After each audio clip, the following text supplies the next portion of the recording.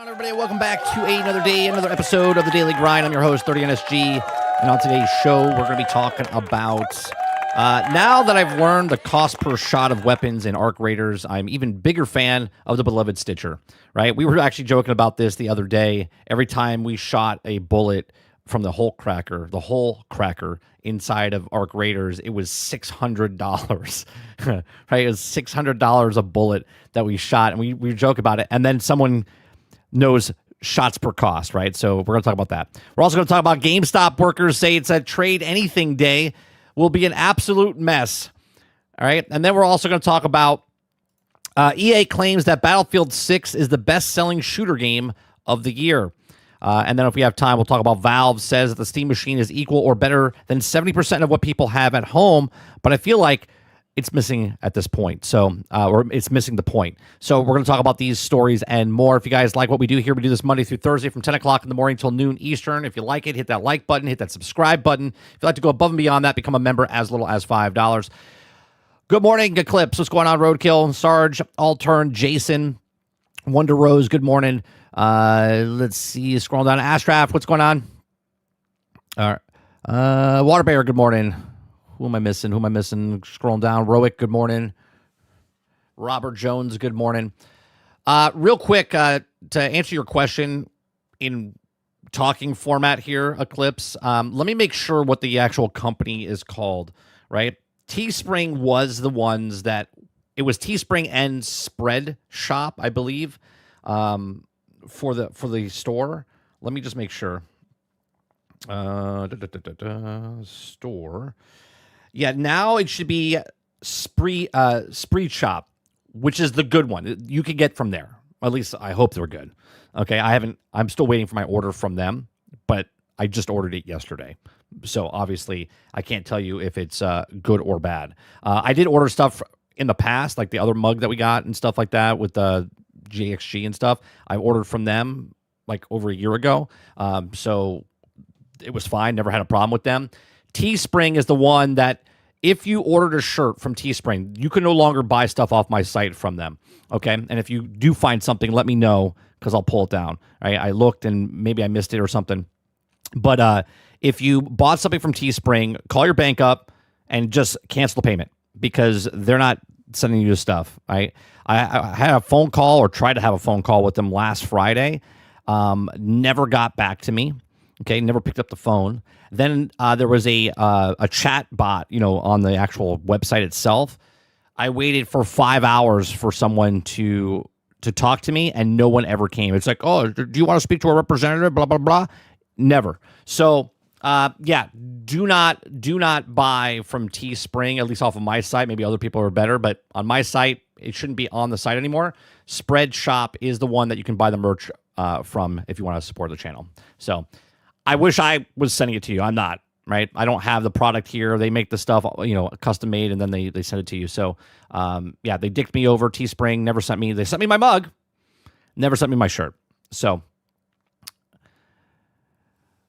they seem allergic to money. Yeah, I guess so. They don't want to make sales. Or actually, maybe they're just crooks. Maybe they just want to make the money and then actually make the product. So, anyway, there you have it. All right. Let's start off with Arc Raiders. Arc Raiders had a patch.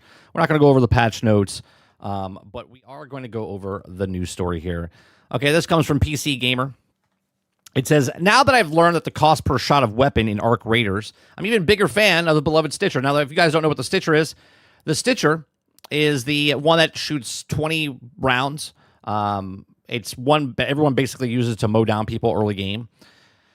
Okay, it says the best guns in Arc Raiders are surprisingly subjective thing. Objectively powerful, the Anvil. I love the Anvil, but every time I bring an Anvil into the match, I die and lose it. So I always have to buy a new Anvil. And I do love it. He says, I won't hide the fact that I've actually preferred using a common Pharaoh instead of my favorite weapon so far, though. It has to be the Stitcher. It's a breeze to use against other players. Yeah, it's the go-to weapon. It's just 20 shots. It's like a Tommy gun, basically.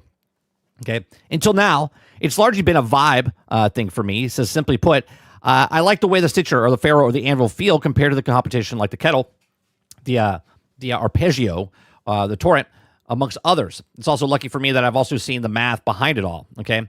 Content creator, Midmax Lab, who has also been doing a bunch of excellent Arc Raiders science experiments lately, has worked out effectively the most common popular weapons by weight upon the max duration, how much loss per shot, and also how expensive each one is to repair, okay? So he's got a little video here. How long is this video? Let me see how long the video is. We'll post it down. Yeah, it's 9 minutes. You know what? Comments is...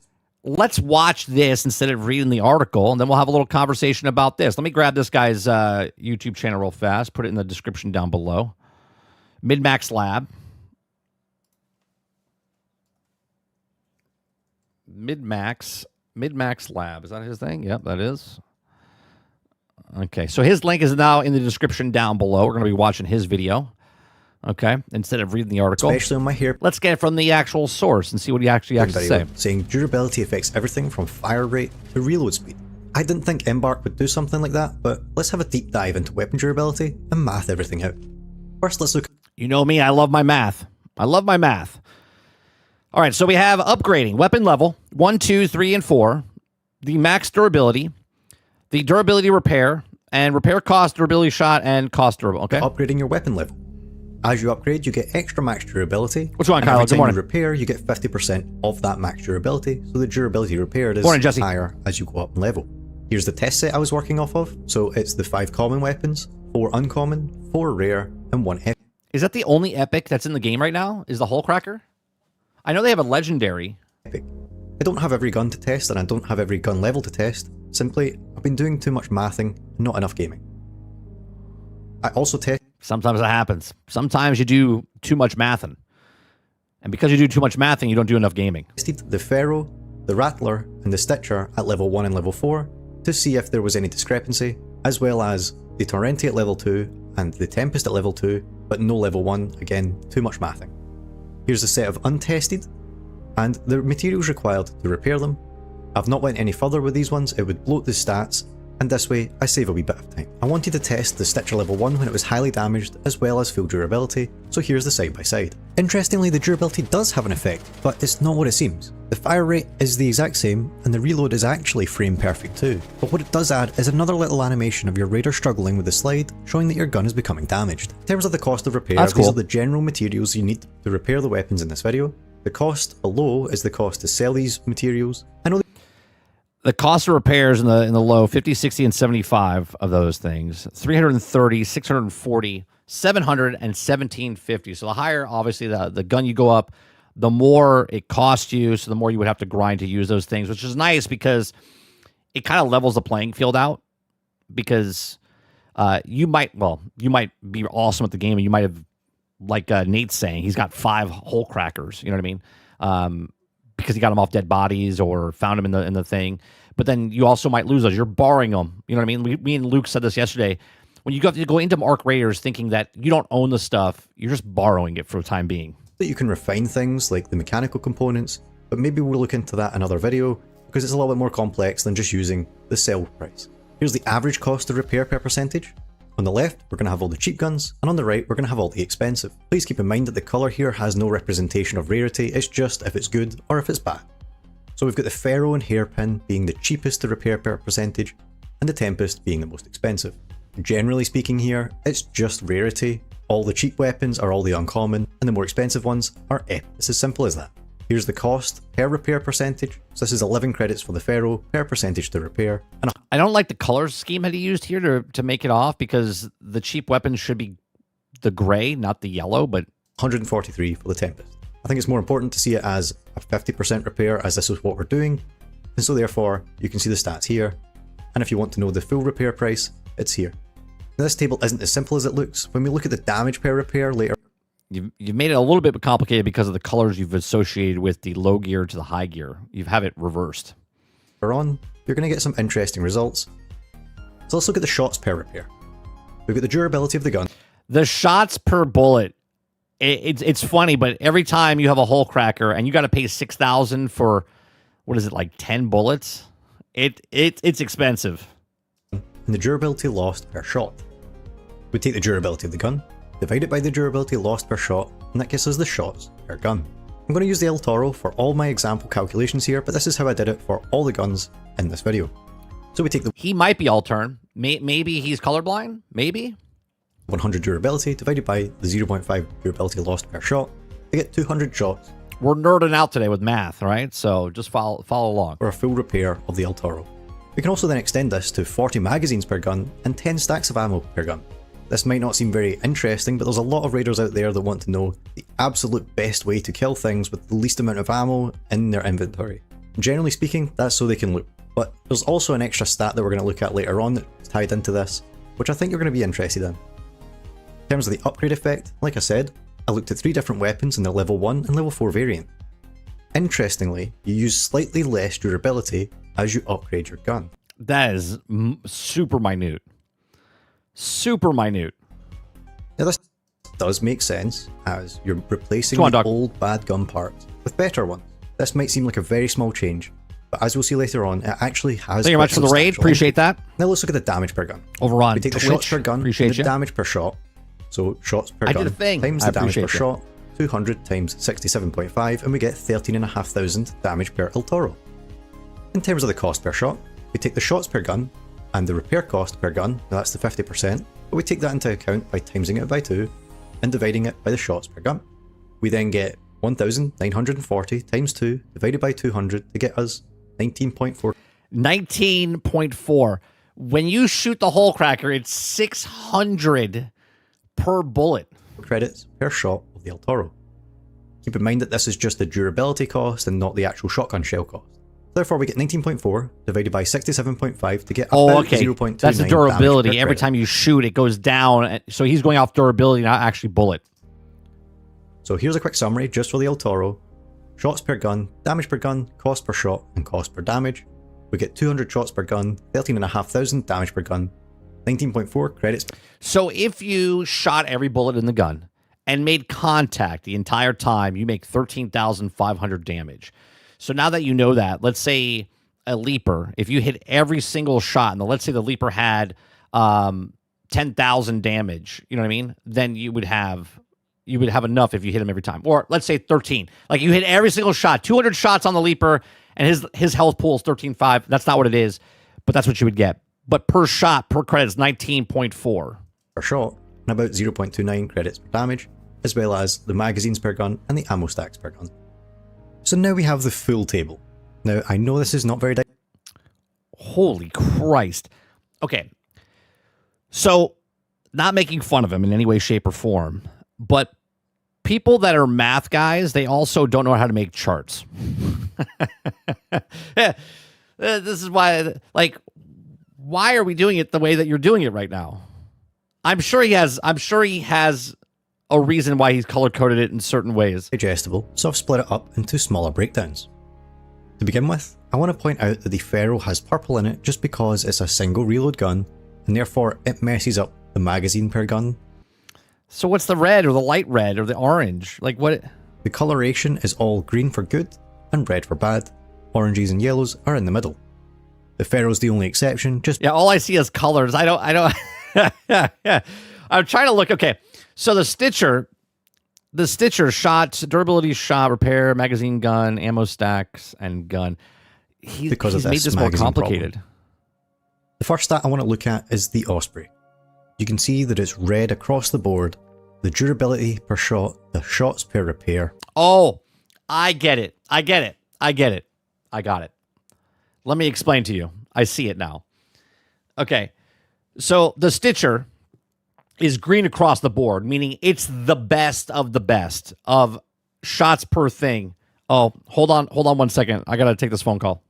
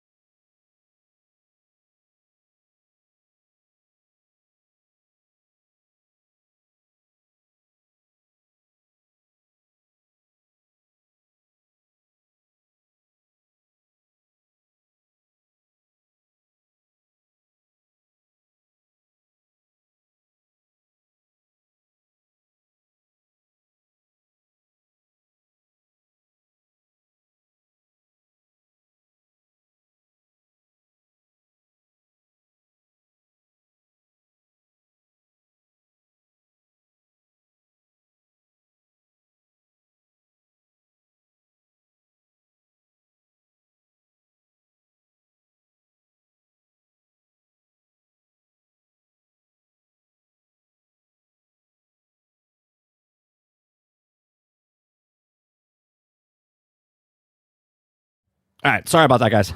We got a bunch of workers here, and they had questions, so I had to stop and go do that because that's more important right now. All right, sorry about that. All right, so let's get back to this. So what I was saying before is, if it's red, if it's all red, right? If it's all red, it's bad. Okay. If it's green to yellow, it's like mid to good. If it's all green, it's good. I don't know. Purple, he explained what purple was, but Magazines per gun and the ammo stacks per gun are all terrible. You take in 1.5 ammo stacks and you will break your Osprey from 100% to 0%. wait a minute. 1.5 ammo stacks. You will kill the Osprey with 1.5 stacks of ammo. In terms of the magazines, you're not shooting that much and it will break. Honestly, it's terrible. Moving on, we've got the Stitcher.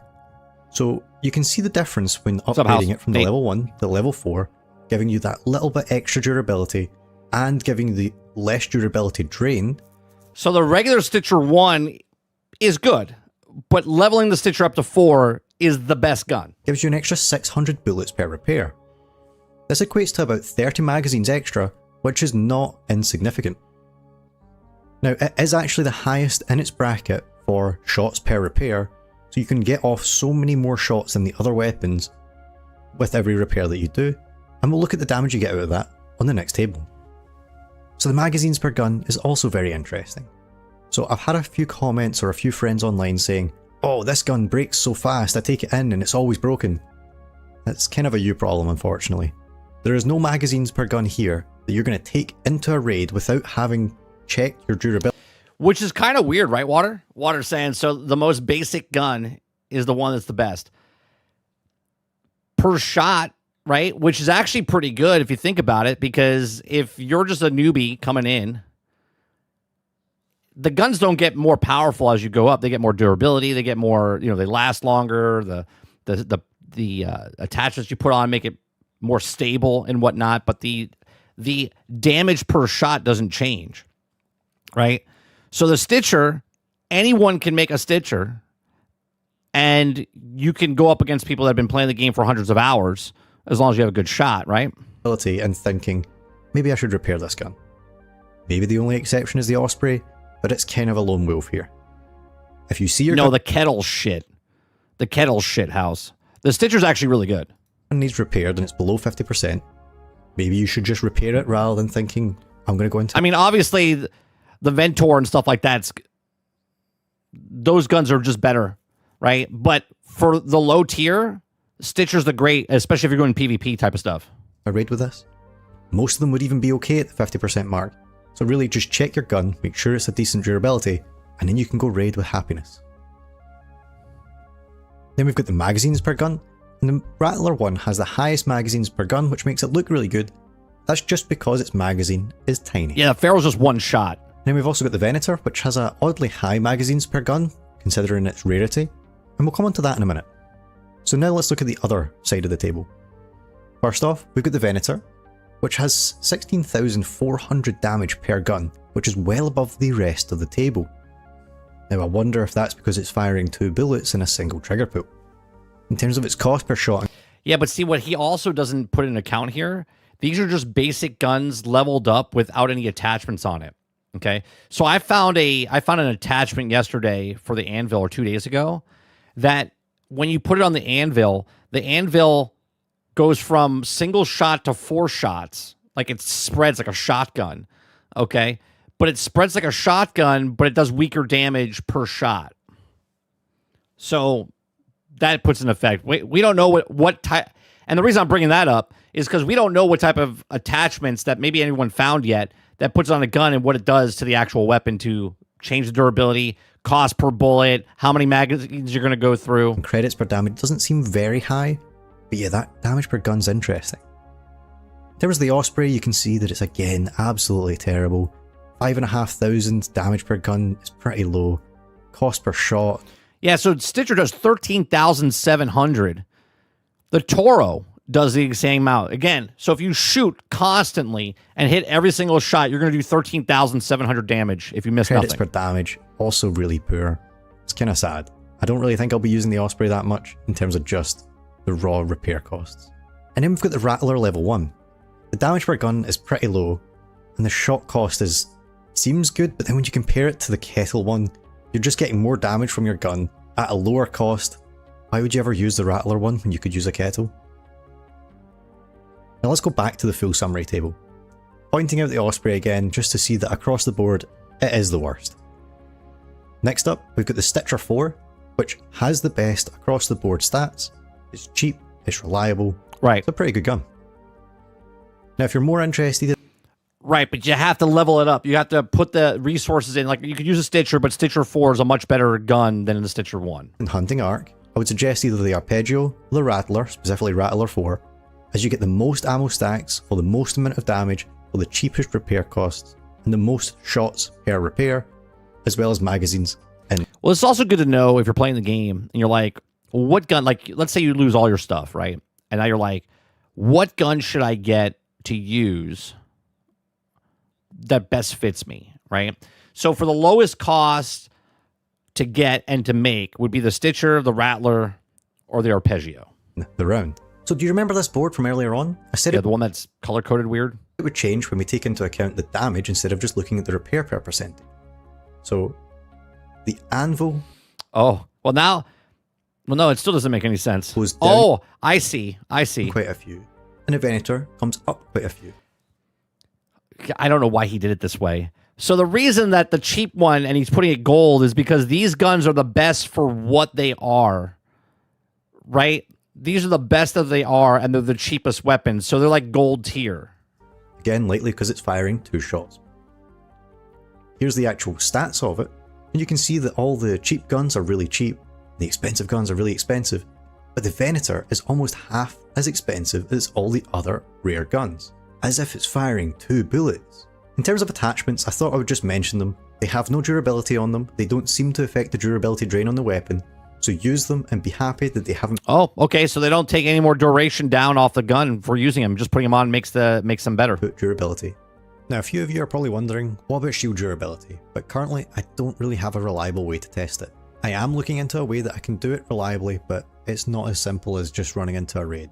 Once I get reliable data, I'll definitely be making a shield video including durability. For now, you're just going to have to deal with the weapon durability. Well, we did learn something, that the Stitcher is a much better gun than people give it credit for as far as bullets per, use and whatnot. But boy, was that a confusing way to look at it, especially with the color coding and whatnot. So let's see what he says here in the actual article. Maybe he can explain it to us. Okay, firstly, a beloved Stitcher is the most effective in bunch, ringing out 13,700 damage and 1,950 shots per full repair at level 4, which works out to just 2 creds per shot. The demolition of Rattler 4 averages 11,900 damage per gun, which is 3.9 creds per shot. A noticeable upgrade between levels 1 and 4, though constantly good pick no matter what. Okay. Then there's the Ventor, which I haven't seen yet in my game, right? The oddball of the bunch. The rare pistol fires two shots per trigger. Pull in a general consider to be one of the best guns in the game, and at least for PvP. Looking at the number, you can also deal a whopping 16,400 damage and very effective 91 magazines per full repair. So that, I believe, is the gun that they just nerfed. I believe. Let me see. Because Arc Raiders just came out with an update. Let's see here. Arc Raiders update 2 hours ago. Yeah. So from PC Gamer. Okay, from PC Gamer, Arc Raiders' latest update rightfully nerfs the Ventor, which they just said was the best gun in the game, buffs the drop rate, okay, the blueprints, and brings crucial overhauls to your rubber duck showcase, okay. Oh, look at that. Okay, so until now, Arc Raiders patch notes have been a little bit more bug fixes for a few crafting balance changes and welcomes tweaks, of course, but no real swings of specific weapons and items. And that's not completely unwarranted, as well as most guns are pretty well balanced right now. But while everyone's been singing the praise of the Anvil as a weapon that shoots far above its weight, the Ventor has also been a sleeper pickup all along for PvP, firing 2 shots at once And the rare pistol was capable of dropping other players blazing fast. And it was also a matter of time until the Reaper came knocking. And that's also the day is today, is a 1.3.0 patch. In short, the Ventor had incrementally upgraded fire rate reduced from 22 to 44, 60%, to 13, 26, 40%. And its weight from 2K to 5K. Embark explains the patch notes that's retuning and fire rate gain from upgrades to pull down the pacing a bit, while also keeping the damage and accurate intact. This should also encourage players to take some more time with their shots rather than mag dumping the first poor soul they encounter. The community has also rightfully pointed out that some of the weight of the Ventor was inconsistent with the weights of other pistols, so it was corrected as well. Along with the tweak of the Ventor, this patch also made devilish powerful Deadline Mine much more expensive to both craft and purchase. To buy it was $8,100. Now it's $15,000. And the value is now $3,000, which is now $5,000. Crafting 2 old explosive compound, 1 synergy fuel, and now the new is 3 explosive compound and 2 arc circuitry. Deadline trader stock from 3 to 1. And similar, you now be able to craft ammo without a blueprint, without you previously got one from a Titan Later quest. Is also imagine the Hole Cracker is more economical, thereby encouraging players to take on more boss arc in value. Have also been adjusted, right? So the old one was 10 launcher ammo for 6,000 coins. So it actually was 3. So the launcher ammo was 3,000. Then they raised it to 6. Now they backed it off to 4,500. Okay. Old 6 launcher ammo, 4 metal parts, 1 explosive. Now it's 1 arc motion core and 2 crucial explosives. It says arguably more important than that was all new, incredibly rare weapon that was put into the update. How do you say that? The Alphana, a blueprint drop rate increase, so now people can actually find the actual thing. And it says, and a hidden miscellaneous section, an ominous line, your raider den has now been ducked out. While it's also not explained in the patch notes, I assume this means that your raider can now show more rubber duckies, which basically you see here. So every time you have your ducks and you're all over the place. So collect the ducks. That's a lot of money on the ground, by the way. It's a lot of money on the ground. So there you go, chat. So they've nerfed a couple things. You know what I think is funny? The way they're balancing stuff out is not really changing guns. Like, they're not really nerfing it too much. What they're doing is making it more costs to buy the ammo, right? Like, the gun you can make, but the ammo is expensive for certain high-end guns to go against. But they doubled it. The Hole Cracker's launcher ammo for 3,000, 6,000. Now they backed it back down to 4,500. So there you go. That is the Arc Raiders stuff today. We're now going to go to the next story, which is GameStop. Okay, Waterbear posted this in our Discord. Okay, GameStop workers say a trade anything day will be an absolute mess when customers are already bringing in grime, crust, broken hardware. Workers are fearing the worst. Okay.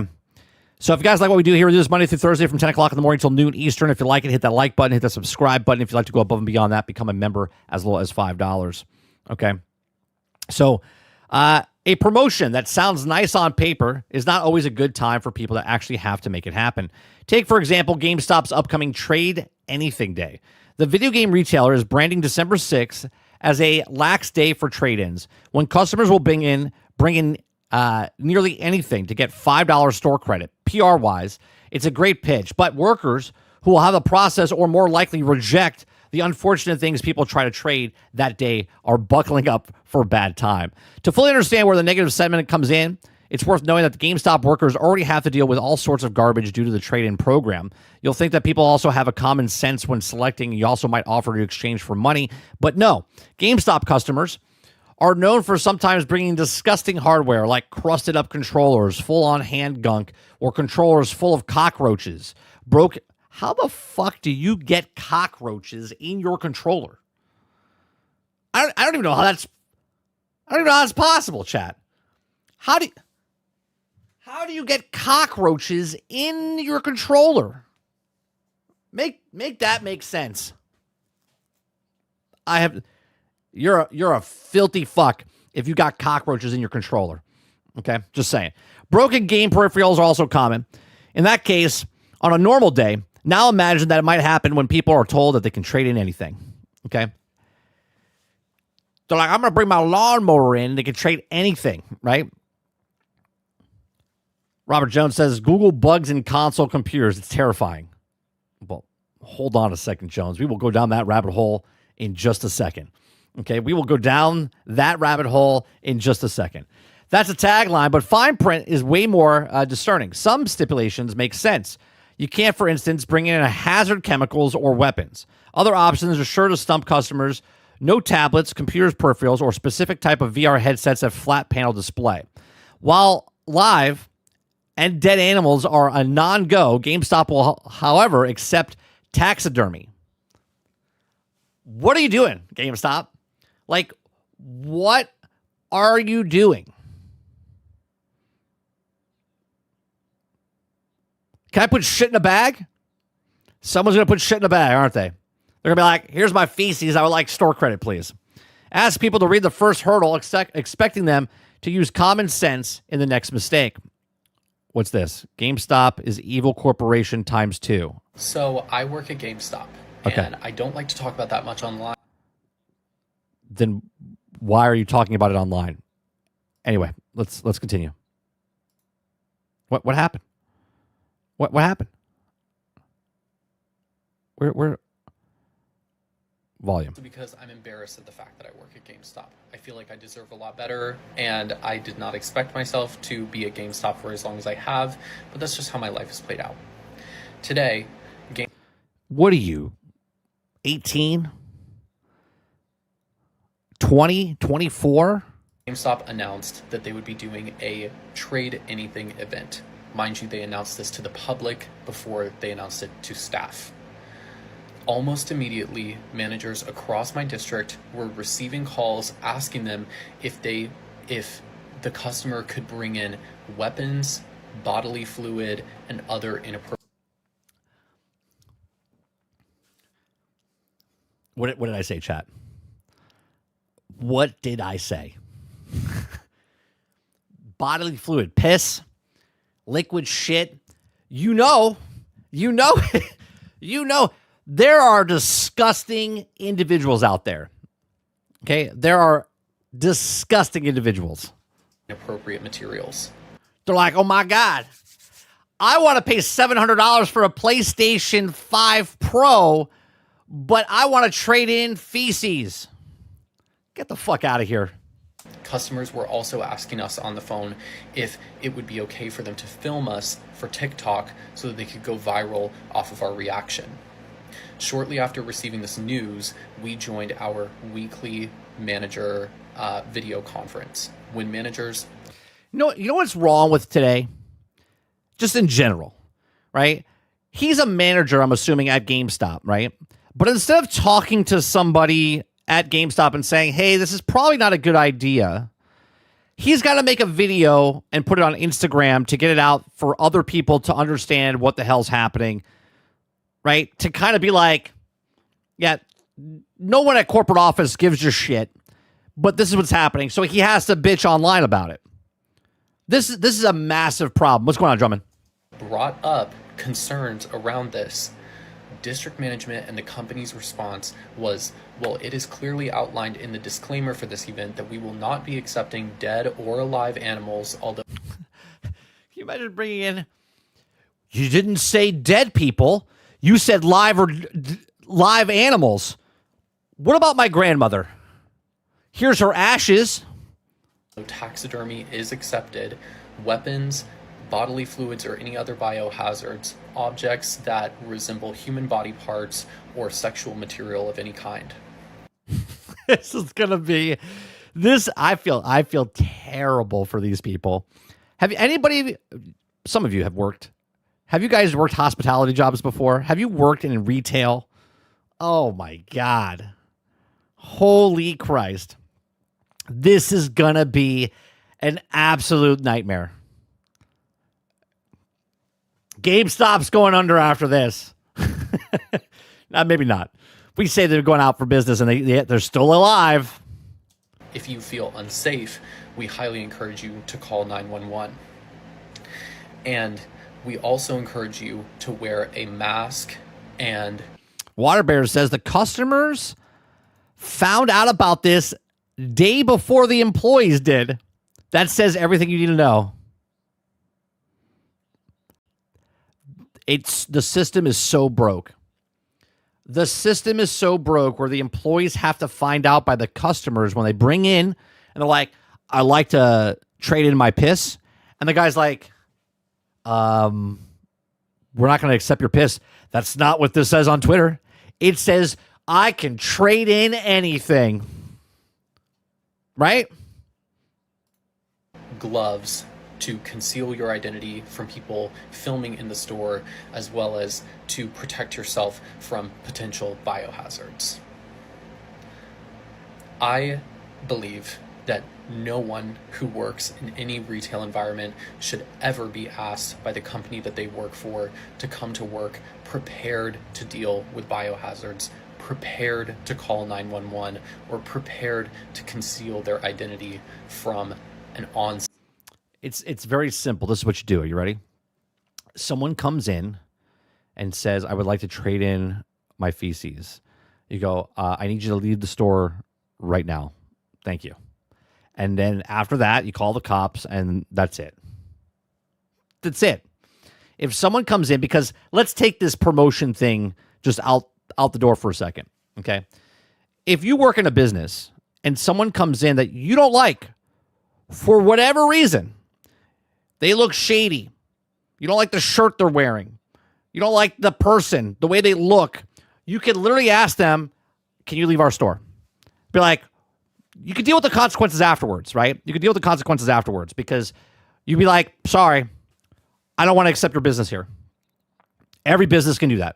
Every business can just not serve you, not let you shop there because of whatever reason, right? There is people that used to wear like shirts that came into the arcade, okay? And because there's other people in public that can read like, go fuck yourself on a shirt, they can ask you, hey, you have to leave because there's kids around and they don't want to read the shirt. Now, out in public, cool, right? Kids walking around can see your shirt and stuff, but in a place of business, if you feel threatened or anything like that, you can ask the person to leave. And obviously, if they don't, then you call the cops and proceed from there. Slot of filming customers. These things are always a possibility, but they should never be a likelihood.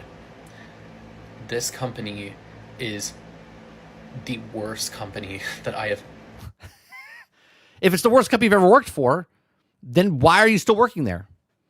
Obviously, if you're a manager, you could go apply to another place and say, I was a manager at this place, and work your way up another company. Ever worked for. I turned in my 2 weeks today. This was my final. Well, there you go. Well, there you go. That's why he's making the video. That makes sense, chat. Draw. It is no coincidence that GameStop is launching a basically nationwide tax break scheme, because everything that is non-game related that will be donated today will then be, or will be traded in that day, will then be donated to a charity. Very smart. We all know what that means.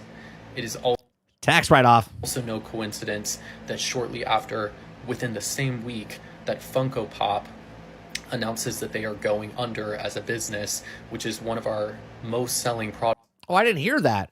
Funko Pop's going out of business? They're filing bankruptcy? Products across the company, that within a week of them announcing that, GameStop launches a very poorly planned tax break scheme.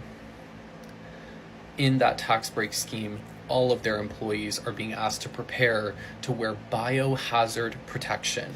All right, well, let's settle down for a second. Obviously, we joked about someone's going to bring in a feces in a bag, okay, or piss in a bottle. But what are the percentages of that happening? Like, I don't think everyone... Well, now it's worse. Let's be honest, chat. Now it's going to be worse because now people that see this video will be like, I didn't think about that. I'm going to do it. Right? Like that... I mean, please don't do that. Don't do that, because bringing something biohazard into some business could be a lawsuit for you and jail time. Okay, don't do that. Working in a video game store. Well, What about if I work in a clothing store? It doesn't matter. You shouldn't be bringing stuff like that in. Look, GameStop, we know why they're doing it, right? We know why they're doing a trade-in of anything. Like you could bring in anything, a tire, a lawnmower, right? They're just gonna trade it in, right? Give them store credit. That's nothing off their back because they're not giving them physical stuff, right? And then you're gonna be in the store. And GameStop, it takes all that stuff, pays a production guy or lower wage employee to grab all that shit, bring it to Goodwill, get a tax write-off, and then GameStop can write it off for taxes. This is completely unacceptable. I absolutely encourage you to boycott GameStop. I can go on so many tangents about the... My condolences, Roadkill. Roadkill says you made it to the big screen, 30. I'm watching you on my TV. Ugh. Please don't zoom in on this. borderline illegal things that this company has done to its employees, but you really don't need me to do that because the GameStop horror stories Reddit is 100 miles long at this point. This is the worst company that I've ever worked for. You haven't worked enough jobs. I'm just letting you know. If this is the worst company you've ever worked for, you haven't worked enough jobs. I highly encourage you to not support this business any longer.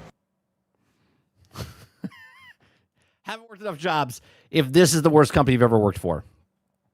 Okay, so let's go back to the article here. It says, this is going to allow dreads of humanity to come in and make our lives a living fucking hell for $5 of in-store credit. One worker wrote into GameStop subreddit thread discussing promotion. Absolutely not. Well, here, you know what? Actually, if I was an employee at GameStop, right, chat? This is what I would do. This is exactly what I would do, right? Someone brings in a jar of their own piss, right? I go, I'll give you 10 cents for that, right? I'll give you 10 cents for that, and then you get them out the door, okay? Then when the manager comes in or the store region manager goes, why do you have a pile of feces and also piss in our store? I'd be like, well, I gave store credit for these things. This is what you wanted to do, right? If I was an employee, I would take everything, right? I would take everything. Be like, yeah, dead animal, I'll give you 10 cents. You want a jar of piss? There's 5 cents, right? Like, you bought something for $100. You walk out the door and come back in. They're going to give you 40 cents for that thing, right? What do you think they're going to give you for the stuff that they're going to bring in? Just move along, right? 10 cents. Here you go. Thanks for your business, right? That's what you do. Okay. So one worker wrote a GameStop subreddit thread discussing the promotion. Absolutely not. If I'm working that day, I ain't entertaining anyone who comes in with that shit. Fire me. Don't care. Well, great. Then don't show up. Like, just quit right now, right? See, that's the problem with today. Nobody cares if you announce, I quit. Okay, cool. Nobody cares. Just don't show up. Just don't show up and then make a video afterwards. I didn't show up to work and I got fired, right? Nobody cares. Nobody cares. You don't have to announce, I am leaving the room now. Nobody cares. Okay. Should customers bring in something that qualifies, they get $5 in trade-in credit that can also apply towards GameStop purchase. Stores are supposed to then take what they've received and donate it to a local charity. The workers have to figure out what charity that will partner with and have to do with the legwork in coordinating the donations themselves. Some workers are hoping this means that the customers might bring in items like food, not digested, okay, which could benefit people in need. But most workers are expecting the worst, right? It says, God help us, another thread reads. I just know I'm going to have to handle some nasty shit.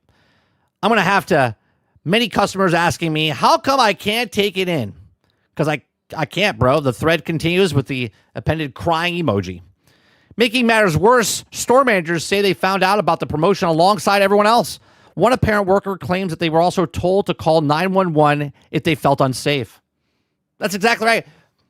But that's what you do on any day. It doesn't matter if it's a tax bracket day and you can trade in anything. If you're at a job and you feel threatened or unsafe, guess what?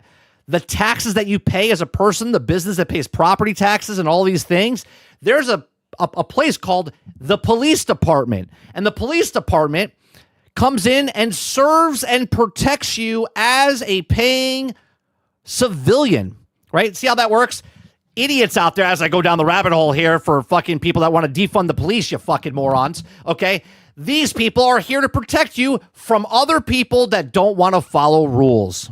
Hence why society, okay? So it says, but no matter how prepped of work you'll be able to stop a daring customer, really. In the past, customers have stabbed workers during heated arguments inside stores, stabbed a person because they got enough money, they didn't get enough money for their trade-in.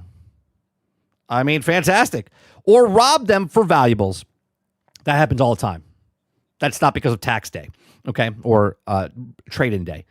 A day that will also rifle with misunderstandings and potential expense merch does not make a particularly promising combo minimum wage employees who are already being overworked.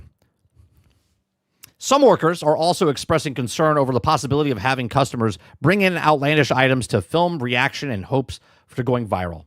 Perhaps, very simple to say, I will not serve you if you are recording me.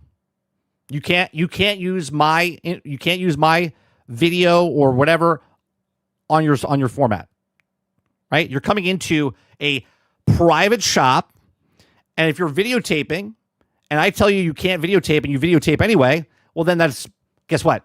911. There you go. Do people know how to live? Do people know what rules are?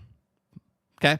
This is also the worst decision. One worker declared, and I've lived through Cricket wireless days. A display cover art for the whole wall. I'm saying no to every single trade that day. See, but people like this are trying to make more problems than need to be, right? If someone comes in and says, I want to trade in this remote control, and they're saying, no. You just say, all right, cool. Here's your $5. Thank you. You as the worker are not making extra money from the company. You as the minimum wage worker make it the easiest possible for you, not the hardest. You're there clocked in 8 hours a day anyway. You're going to be ringing up shit on the register anyway. So just do what you're told for the minimum wage. Don't make your job harder. Just go, cool. I have this half drinking glass of coffee. $5. Thank you very much. Right? Do you see what I'm saying? Like, make the better choice of this instead of going, no, I'm going to be a fucking asshole. I'm not dealing with any of this shit. You can't tell me what to do. But then don't show up. Don't show up. It's very simple. Very simple. If you don't like to do it, then don't show up to work. And then when you get fired, it's because you didn't work. If you don't like your job, don't go to your job. Don't quit your job until you get another job, though. Find a job that you like.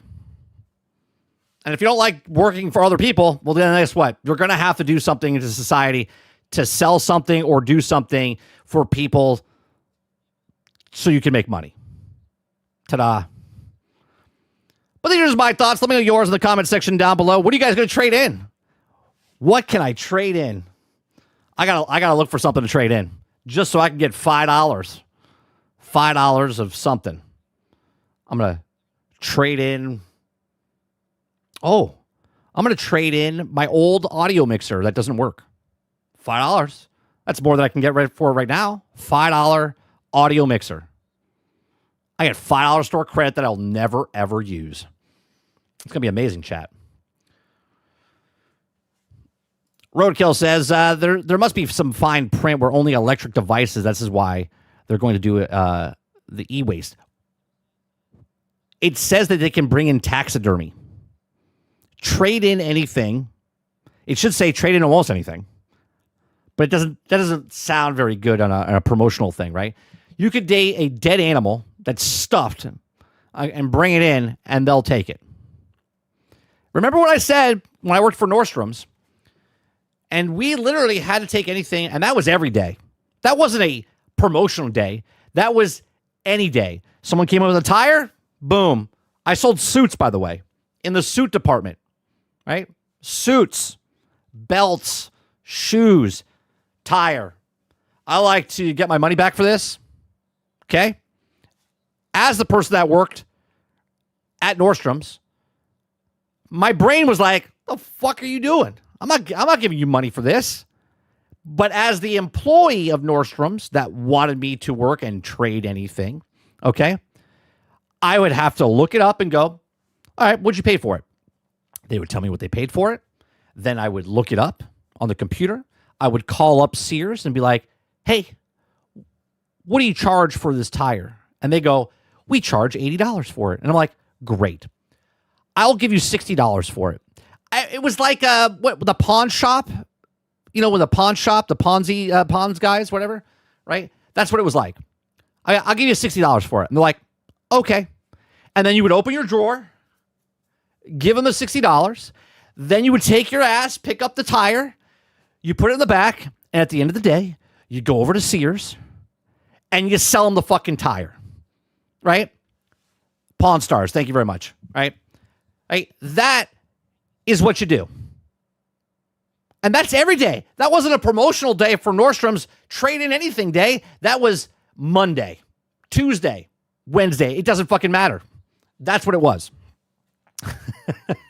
Hey, these people, I'm not doing that. Just obviously, if it's a fucking bag of shit, just get out of the store. Get out of the store. And anything past that point, that's jail. Well, my 50 shares will disagree. Sweat Dog says, I have a problem. What's your problem? I have shit in a bag already. Well, make sure you tie it up real tight because it'll double bag it, maybe even triple bag it. You can't get tax credit for biohazard. Travis says, nope, we're basically living in a Mad Max times 30. What rules only rule is 2 men enter, 1 stream leaves. Z says, can I trade in my ex-wife? Travis says, no, Funko is not officially going out of business, but the company has publicly stated that there is substantial debt about the ability, doubt that the ability to continue as going concern for the next 12 months. I mean, when you sell, it's not even a toy. Like, look, I have a Funko Pop. Right? I have a Funko Pop, and the Funko Pop is me. They made me. Look, there it is, Mike.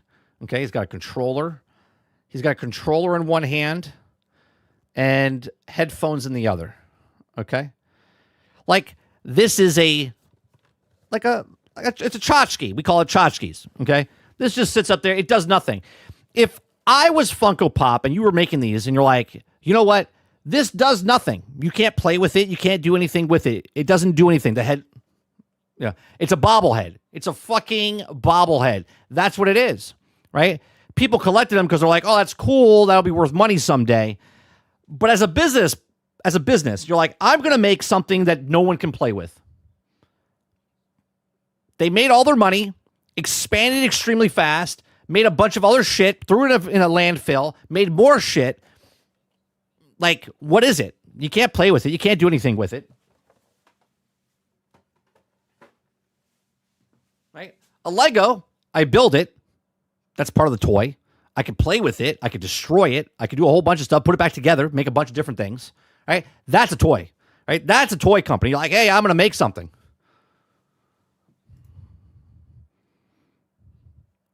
All right. Should I look up Robert Jones? Should I look up? What did you say? What did you say earlier? Look up. Where's the thing you said? Look it up. Bugs in console. Is that what you said?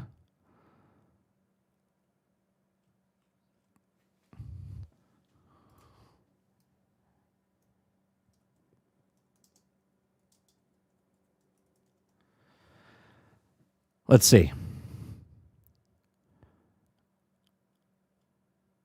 Yeah, these are just pictures of. Like, I want to see like they made a nest inside there. Don't look that up. I mean, I'm already looking it up. Bugs in consoles. Okay, bugs in consoles. Yeah, it's It just looks like someone's Okay, this one's pretty bad. Okay, this one's pretty bad. Okay, like what is happening here? Where are you storing this box? There is no way that this system was used every day. This was in a storage unit for years. Okay? For years. There is no possible way that this was used. Yes, I do work a game console, even with bugs. There's still cleaning fee, but still can't work on them. This is one that came in with no power issues. I wonder why, or with power issues. The PlayStation 4 power supply was killed by roaches. Yeah. So this is what you do. You take the pictures, and then you hand it back to them and go, there you go. You might want to go to GameStop and turn it in. Like, this shit is in storage. This is not being used. If there's cockroaches and bugs living in your console, in your living room or your bedroom, guess what?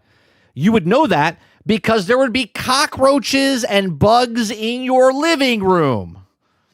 Like, what are we talking about? This person found a PlayStation in the thing. They went to go plug it in. It didn't work. They're like, I want to sell it on eBay. Let me see what I can get for it. Oh, well, let's see if I can repair it. How much can you repair it? Well, I got to check it out. Cost you about $50. All right, $50 investment into the console that I don't know if it works or not. They open it up. They find all this. They go, yeah, it's a loss. All right, move along with your day. I'll take my $50 now. Like, what are we talking? If your console looks like that, I would hate to see what your actual living room looks like. Oh, believe me, Jones, I know. I worked on a reality show, okay, of hoarders. Believe me, I know. Right? Just praise that you don't have smell-o-vision. Right? Okay? Just be grateful you don't have smell-o-vision.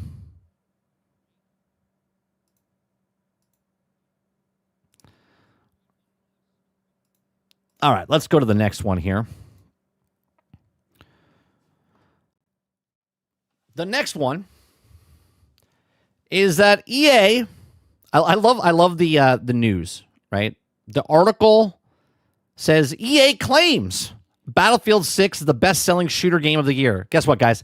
I am the most watched live show in the morning between the hours of 10 and 10:01. I'm the most watched. It's claimed. It's claimed. Okay? It's claimed. If you guys like what I do here, we do this Monday through Thursday from 10 o'clock in the morning until noon Eastern. If you like it, hit that like button, hit the subscribe button. If you'd like to go above and beyond that, become a member as little as $5. Okay. So EA claims Battlefield 6 is the best-selling shooter game of the year. Okay. Let's just say it is. Let's just say it is. What then? Because Call of Duty could say that for the last, decade? Right. He said it, so it must be true. Right? So great. Okay, let's just say Battlefield 6 is the best-selling shooter game of the year. The key term there is shooter game. Because obviously it's not the best-selling game. Because there's a lot more games out there that sold way more than what they've sold. Okay? So let's continue. Okay? EA has taken to calling Battlefield 6 the best-selling shooter of 2025 on its website, putting it above other heavy hitters like Call of Duty Black Ops 7 and Arc Raiders. First of all, Black Ops 7's only been out for not even a week. Okay? Arc Raiders has been out for 3 weeks. Right? 3 weeks? So, sure, you can say it, but what happens 3 months from now? Can you still say it? Can you say it's the best-selling shooter game of the year before the year is over? Can you say it's the best-selling shooting game in a 12-month period? These are a lot of things here, right? But the term, the words is what means it, right? They say it because it sounds good on paper, right? It sounds good on paper.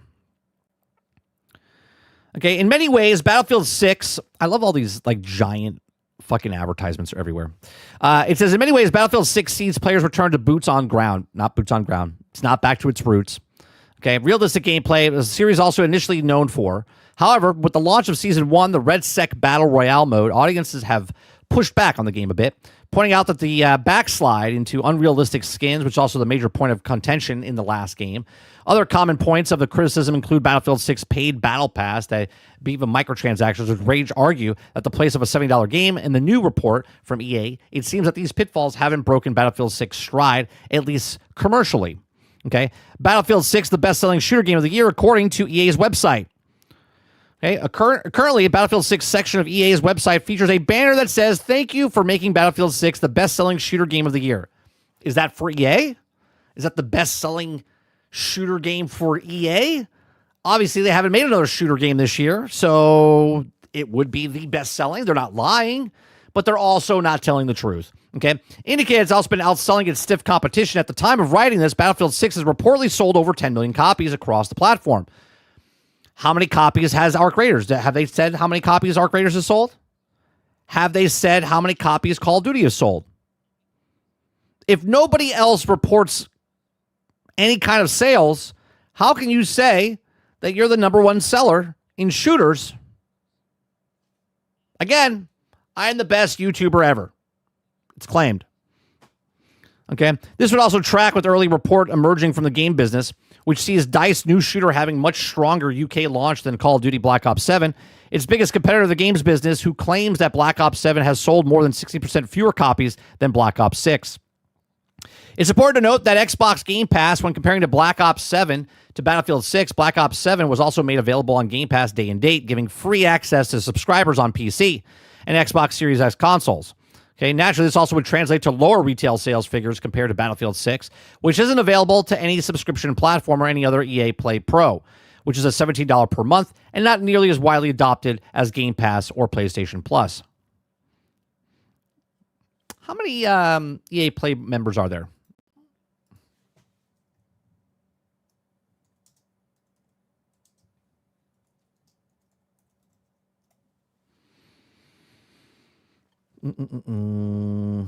Let's see. Oh, how many? Sorry.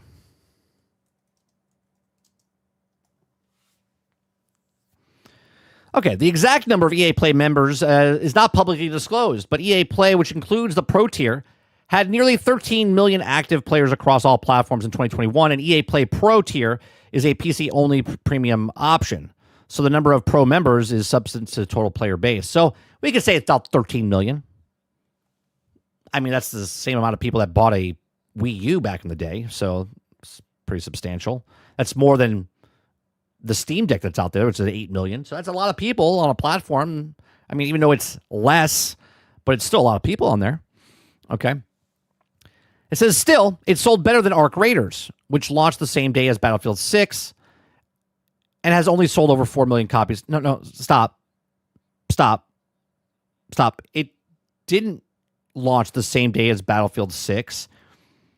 It launched the same day as Battlefield 6's Battle Royale, which didn't launch the same day either, which was October 28th, and then Arc Raiders came out October 30th. So I wish this person would do the research, because Battlefield 6, I remember, came out on October 10th, did it not? Which was 3 weeks, right? Which is 20 days, just 1 day short of actual 3 weeks. So Battlefield 6 had a 3-week head start, and when it came out, it actually only sold about 4 million copies that first week, right? Has also sold more shooters like Borderlands 4, though this isn't typically the thought of a direct competitor of multiplayer military sims franchise. Again, I love how you gotta shoot around the target. You can't talk about the target. You got to beat around the bush about the target, right? So obviously, it did come out the same day as Arc Raiders. When it's all said and done, I mean, I would hope that Battlefield 6 would beat Arc Raiders, considering Battlefield is a franchise that's been around for 23 years. So much so, let's look it up, shall we? Let's look up all of the... We do this all the time. I'm a big Battlefield guy. Love Battlefield. Okay? So let's look up the Battlefield. So 2002, okay? It came out 1942. It sold 3 billion. Then Then Battlefield Vietnam sold 1.36. Then Battlefield 2, 2.2. Then Battlefield 2 Modern Combat, 1.64. Okay, then Battlefield 2142 sold 200,000. That's awful. Okay. Then you have Battlefield Bad Company, 2.59. Then you have Battlefield 1943, 1.5. Then you have Battlefield Bad Company at 9 million. Then Battlefield 3 at 17 million. Then Battlefield 4 at 14.81. Hardline at 4.1. Battlefield 1 at 21 million players. That's not actual buyers. Battlefield 5, 7.3. Where's 2042? They literally forgot to put 2042 on this list. You gotta love the people that want to put the info out there, but they don't want to show you or not show you the information. Where's 2142? Where is it? Amazing. But let's look at Call of Duty, shall we? Let's look at Call of Duty. Right? Call of Duty, 4.5, 5.9, 7.2, 15.7, 17.66. Then this is where it gets into crazy, right? After Modern Warfare 2, which had 25 million copies.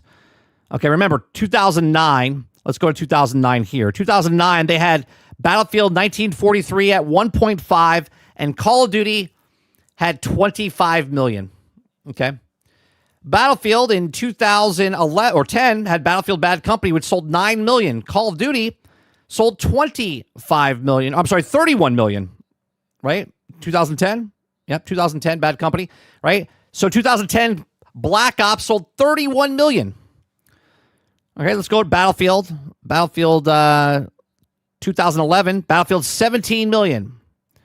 Call of Duty 2011, 30.9 million. Battlefield 2013, 14.81. Okay. Let's go to 2013 over here. 28 million. Okay. 28 million. Battlefield Hardline 2015, 4.1. Let's go to 2015, 43 million. Okay. 43 million. Let's go to Battlefield 1, which is 21 million players, not actual people. That was 2016. Okay. Let's go to 2016 and look. They beat them, but not really, because this is actually 12 million sales, not players. Okay. This is 21 million players, but not actually 21 million sales. Okay. Then we have 2018, 7.3 million. We have 14.3 million. And then we have Battlefield 2042, which doesn't exist. Okay. And then we have the last Call of Duties, which don't show their actual numbers. Isn't that nice? Okay. But since up to that point, they had 41, 30 million, 30 million. We don't know what these sold. I guess we can look it up. Let's see if they actually tell the sales numbers.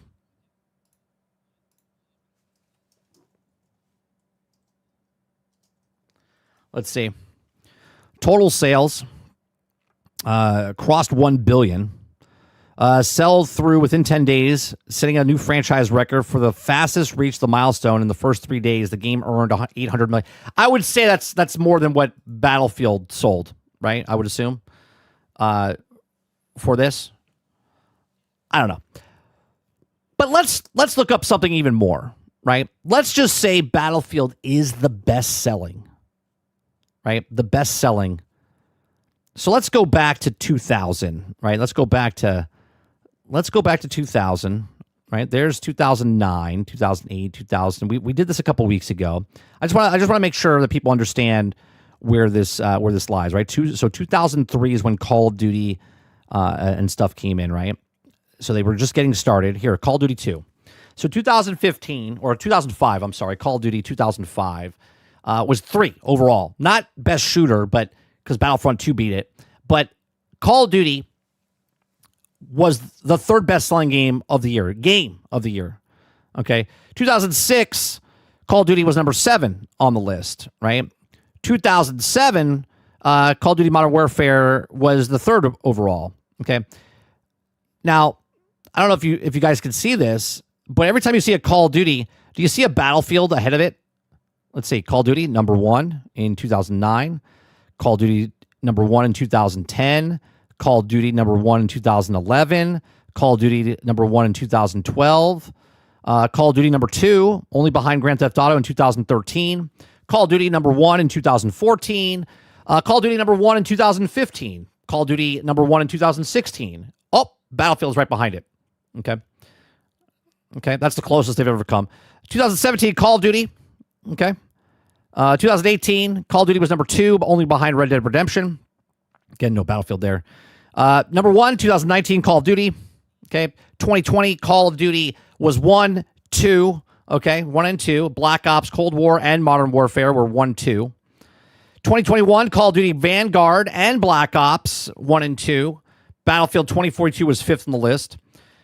2022 is Call of Duty Modern Warfare 2, which is number 1. 2023, Hogwarts Legacy beat Call of Duty, and Call of Duty was number 2. 2024, Call of Duty was number 1. And 2025 right now is Battlefield 6. Okay? Now, let's just say, right? Let's just say that it is the best-selling game of all time. Congratulations. You won 1 Super Bowl. You won 1 World Series. Meanwhile, the LA Lakers, the Boston Celtics, the New England Patriots would like to have a word because they have way more than 1. They've been the top-selling game for 12 to 15 years, only being beaten by some of the biggest games in the industry. So Battlefield 6 has the win as of right now, but that's of right now. Okay? This is also another reason a lot of these game companies, like Call of Duty, and also go very at the end because they know the market's strong. They get a lot of people buy the games, and nobody else afterwards can beat them because the end of the year's here. But even though they're fiscal year, okay, right? So no one can beat them. Now, obviously, Monster Hunter's right there, but Monster Hunter died off because it was broke, buggy, and unfinished. Otherwise, Monster Hunter only sold 500,000 copies for the remainder of the year, but it sold 10 million like the first month or something like that. It was crazy. Okay. But we'll see. We'll see where, because obviously Call of Duty Black Ops 6 is still on this list, and Call of Duty is not even on here yet, and we don't know if they'll sell the numbers. But at the end of the day, I want to be pretty sure that Call of Duty, even the worst Call of Duty, will still barely, if not, but it will beat Battlefield 6 when it's all said and done. But these are just my thoughts. Let me know yours in the comments section down below. Please make sure you share, like, subscribe, and if you like what I do here, check out some of our other videos. Thanks for watching.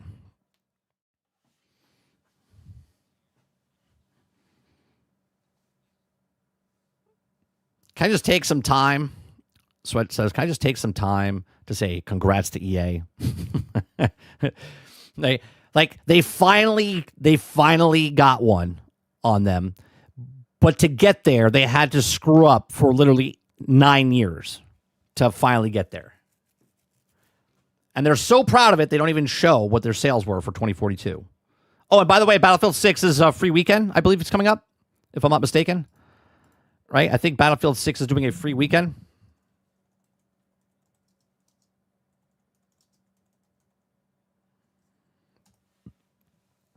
Battlefield 6 is putting on a week-long free trial. So it's not just a free weekend.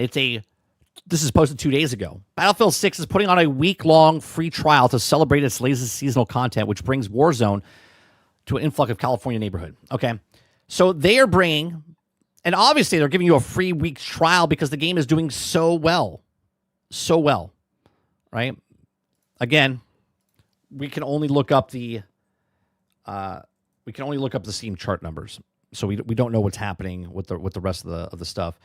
But let me tell you, it's not looking very good for a game that's only been out for just over a month and a half, to go from 747,000 to 150,000. 24-hour peaks, 212, but people have completely lost interest in this game.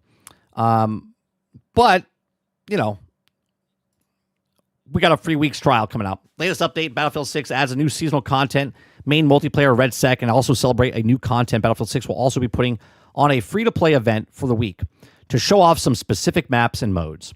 Okay. Later this month, players can jump into Battlefield 6 via a free trial, a press release says. From November 25th to December 2nd, a free trial experience of Battlefield 6 with select maps and modes will be available, featuring 5 modes and 3 maps.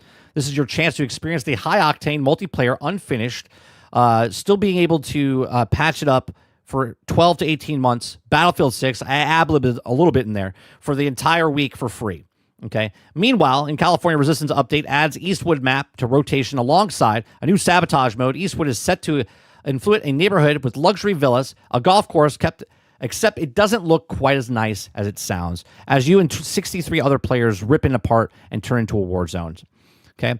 While the new sabotage mode sounds like it also just a hectic of teams or tasked with destroying as many sites as possible before the round ends, sabotage will also be available for several maps during the limited time run, including new Season 1 maps Eastwood and Blackwell Fields. Then the Red Sect is also a new Gauntlet mission. And this says the latest notable addition to the update is to Portal, which transforms the tool set into a full-fledged sandbox. DICE means this. Literally, it's a sandbox. Based on Siege of Cairo environment is the map and flat desert with no existing structures, gives creators more freedom to ever to craft a customization experience in Battlefield 6 so you can make the maps they couldn't make. Follow this with the final shape of Season 1. We'll begin on December 9th with the Winter Offense. Also have to wait a bit longer to find out more details about the special seasonal themed content it will bring to the game. So there you go. So it's the number 1 selling game of the year. It's giving a free week because obviously they're losing players left and right, and the people are not coming back. But this is just, I'm just showing you the numbers. But these are just my thoughts. Let me know yours in the comment section down below. Let's see what else you guys are talking about here. Argan says, I would be crazy if Arc Raiders' very unknown, more AA tier game beat Leviathan established franchise like Battlefield, where people buy it just for the name, not to mention a PvP extraction shooter. Right. Arc Raiders is a finite of a brand new IP that hasn't proved itself yet. Meanwhile, Battlefield has been around for 2.5 decades, right? 2.5 decades. Let's see. Article from today connected to this topic. New GXG article. Oh, hold on a second. Let me...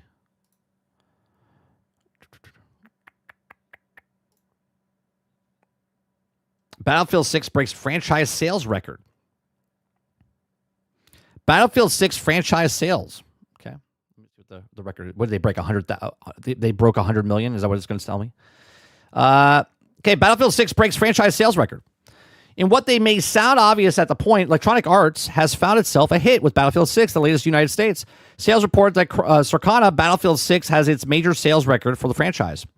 According to the data provided, Battlefield 6 is the best-selling game in the series history in sales alone in October. Oh, for God's sakes!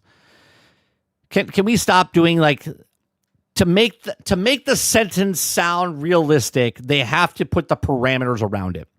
Okay, Battlefield 6 is the best-selling game in the history of its sales alone in October. Not only made it the best-selling game in both the month and the year, but also saw it surpass the lifetime sales of Battlefield 1. Up until this year, Battlefield 1 had been the highest-selling game ever for Battlefield. Let me go back to this. Okay. Battlefield 1 here says 21 million. Battlefield 3 has 17 million. Battlefield 4 has 14 million. The last time I checked, Battlefield 6 has 10 million. Now, I'm not a math genius here. But last time I checked, 10 is lower than 14 and 17, and surely less than 21. Am I wrong here? Am I reading this correctly or wrong? Okay. In addition to being the franchise sales record, the firm also says that Battlefield 6 produced the highest single month U.S. physical or digital full game tracked dollar sales total in 3 years. Okay.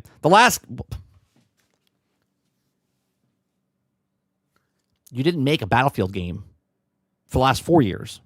The last one to come out was Battlefield. The last game to leave larger dollar sales total in a single month is Call of Duty Modern Warfare 2 in 2022. All right, well, let's go back to 2022. We don't know the sales numbers. Nobody knows the sales numbers. If you're going to write an article, what are the sales numbers? If you're going to know the sales numbers, then post the sales numbers. You can't tell me something without showing the proof. It's not a trust me bro moment.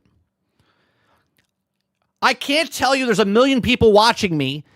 Just trust me, bro.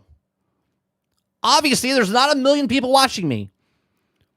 You cannot say that this is this without showing proof of this. What are we talking about, chat? The last game to have a larger dollar sale is Call of Duty Modern Warfare 2. Battlefield 6 currently available on PlayStation 5. Okay, great. No proof of any of this whatsoever. Zero proof. Zero proof. Battlefield 6 rules. You got to get it 30. Join the wagon. No, absolutely not. When the game is finished and done, then I will pick it up, Roadkill. Those 2042 numbers are disastrous. I can't believe that. They're so disastrous, they don't even want to show you.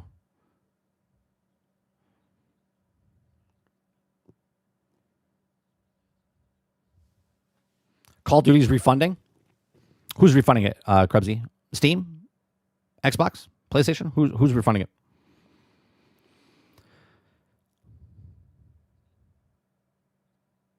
If this was a free weekend, I would argue that it's not a big deal. Free week is notable.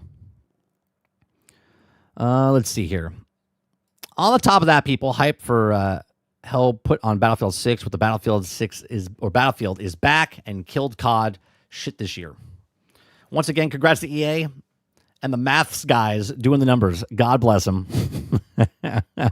Saint says it's sales records for dollar amount. Oh, is that what it is, Saint? It's the dollar amount? Well, that still wouldn't flush out correctly. Yeah, I guess they're making $80, $90, $100 today, where Battlefield 1, when it came out, was only charging $60.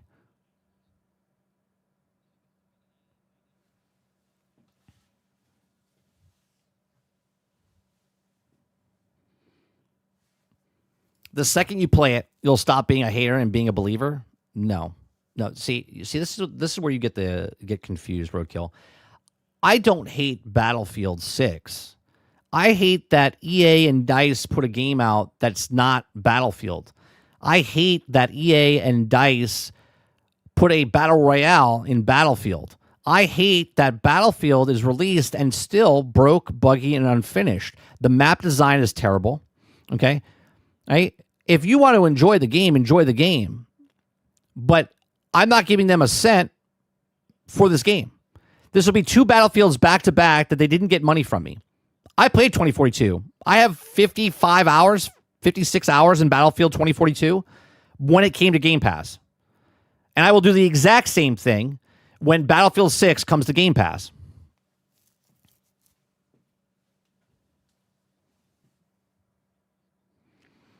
Tarnish Gamer says the fact that you can write an articles full of blatant misinfo like this is ridiculous. Yeah, there is no substantial evidence of any of this. It's just a trust me bro moment. Oh, you were asking. I would assume that would be, but I still don't think that's even it, because again, they also say very specifically in this, right? They say, again, let me highlight this part, okay?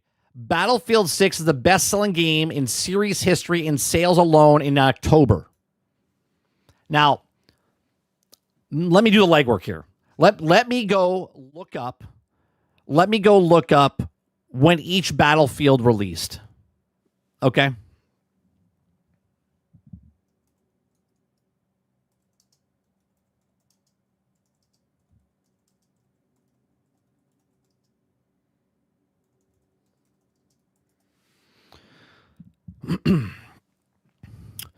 Most major Battlefield games were released in fall, with several titles launching in October or November. Notable examples include Battlefield 2, which launched in June, Battlefield 3 in October, Battlefield 4 in October, Battlefield 1 in October, Battlefield 5 in November. Other titles like Battlefield Vietnam were released in March, and Battlefield 1942 was launched in September.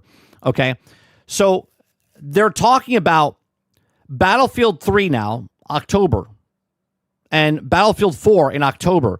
Now, based on the math, okay, based on the math, if Battlefield 3 and 4 both launched in October, and one has 17 million and one has 14 million. Maybe they started off slow and then built up to the thing, because this is the total sales, right? So maybe they did sell to 10 million faster, and then it teeters off, okay? And maybe it doesn't even beat the 17 million or the 14 million.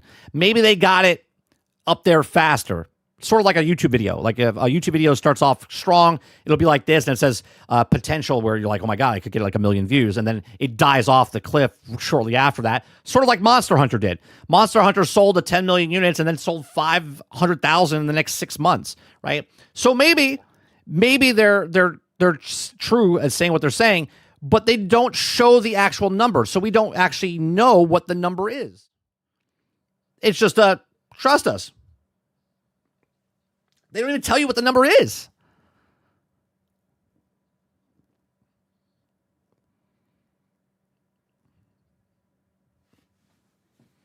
Krebs says, Drummond, I asked, since COD apparently is disappointing, do you think they will issue refunds? A lot of consumers are disgusted with the year's product. COD issuing refunds is a laugh in my face. Okay, laugh my ass off. Aku says, 30, the more and more these articles come out, I swear Travis hates everyone here because he's on the ones writing these articles. I mean, I guess.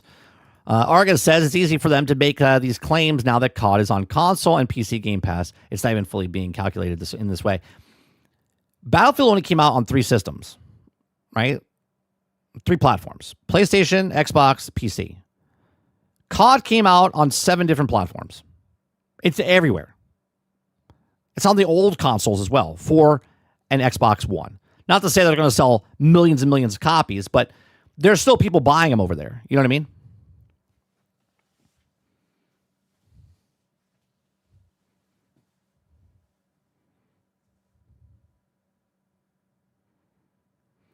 Like I said, you'll stop being a hater when you believer when you play it. Yeah, 12 to 18 months from now, when the game is finished.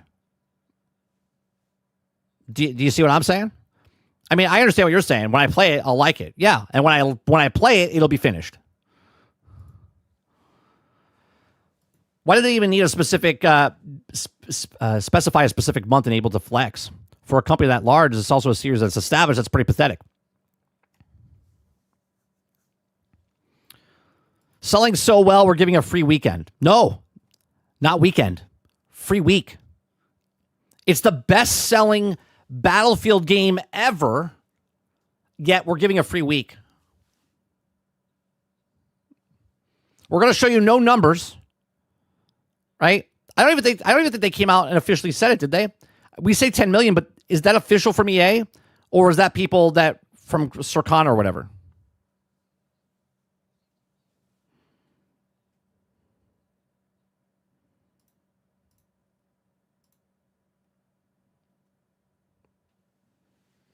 Why does COD campaign look like Resident Evil? What are they doing? Crowded. I told you that COD has lost their way. I said, was it last week or was it earlier this week? I said that COD reminds me of Fast and Furious in video game form, right? Fast and Furious 1 and 2 were like down to earth street racing, you know what I mean? Running for pink slips, and it's what it was. It was like a story of family. And just a localized, like, you know, racing in that streets. Then Fast and Furious is now, they're going to space, and there's tanks and helicopters, and they're flying off. They're doing heists. Like, Fast and Furious is completely lost at what Fast and Furious is about, right? They lost the identity of what Fast and Furious is. They think Fast and Furious is, well, it's about the cars. So they put cool cars in each of the movies, but that's not what Fast and Furious was about, right? It was something more simplistic than that, but they had to change it for what it is, and now they have no idea what the fuck it is. Okay, now it's like a Marvel film minus the heroes, superheroes. Okay, Call of Duty was a World War II game, and then it evolved into what it is today, which is, I don't even know what the fuck it is today. Right? I have no idea what it is.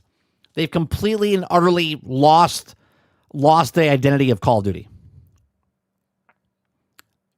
Right? They've turned it into superheroes. Yeah. Instead of keeping Fast and Furious what it was, they just made it like everything else. Call of Duty, instead of keeping Call of Duty what it was, they've completely changed it and turned it upside down and try to make it like everything else. Argus says Fast and Furious was about the family. Fast and Furious is Italian job with more cars and sometimes tanks. Right. It's Italian job. It's Marvel film. It's everything but what it was. The COD campaign takes place in the future. Might be cool, but that crap they made is trash. Like it's like you're on a acid trip the entire time, I would think. I haven't played it. Not going to play it.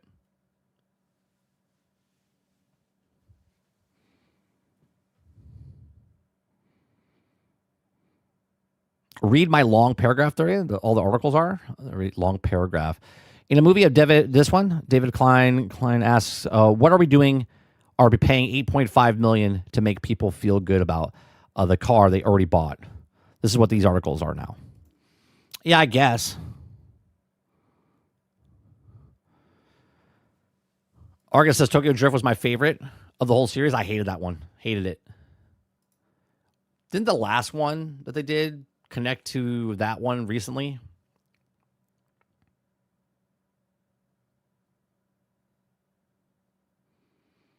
Clip says what the Angry Joe played it, and he says you're pretty much in an open world of zombies, and then you go to movie cutscenes. Okay. COD says it's repeating history from like 2011 and 2017. COD was goofy. It took Modern Warfare 19 to reset the franchise, to reground it, and then now we're back to the goofy shit. So if it's just repeating the cycle, right? They already did the Modern Warfare stuff, and now they're going back to the stupid shit. I mean, again, even if Call of Duty doesn't have its sales like the other ones, even though if Call of Duty is not the best-selling game of this year, okay, I went down the list of every year. It only lost 3 years of 15. So 12 years, Call of Duty was the best-selling game. It's really hard to stay on top. You can't win Super Bowl every single year. You can't win the World Series every single year. There's going to be a time that you stop winning, right? Now, people can start going, oh, my God, right? Like, Call of Duty is not bad this year. Call of Duty has been bad for many years. You're just noticing it now that it's bad because now you have other things to play. You understand that? Do you understand the problem that's happening? Call of Duty looks worse because there's other games that you've played that are much better than what Call of Duty is. Call of Duty has been shit for years, but people don't realize it. But now you peel the curtain back, you see the wizard behind the curtain, you're like, holy shit. Has Call of Duty been like this? Yeah, Call of Duty's been like this. You're just noticing it now. And now, because people are starting to notice, people like to shit on things that are people shitting on. So they pile on. You pile on stuff. Right? Nobody had an issue with Call of Duty just 12 months ago.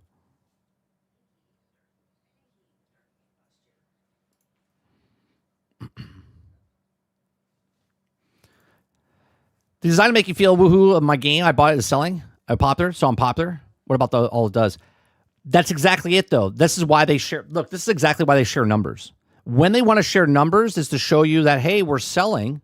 And because people are buying it, they're like, oh, well, it must be good.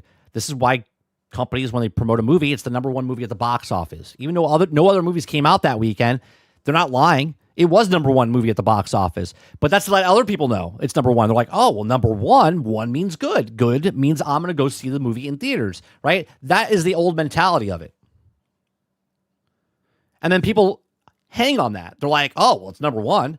And then when you say this movie's a flop, they're like, well, it was number one at the box office. Yeah, it was number one, week two, and then it fell off a cliff and never made any money again.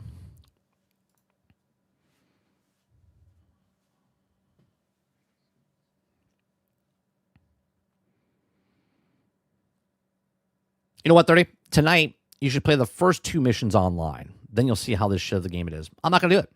I'm not even going to do it. I'm not going to fall for anything. I'm not playing it.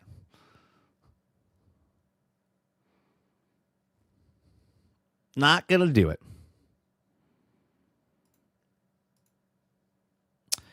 All right, we got one other story here.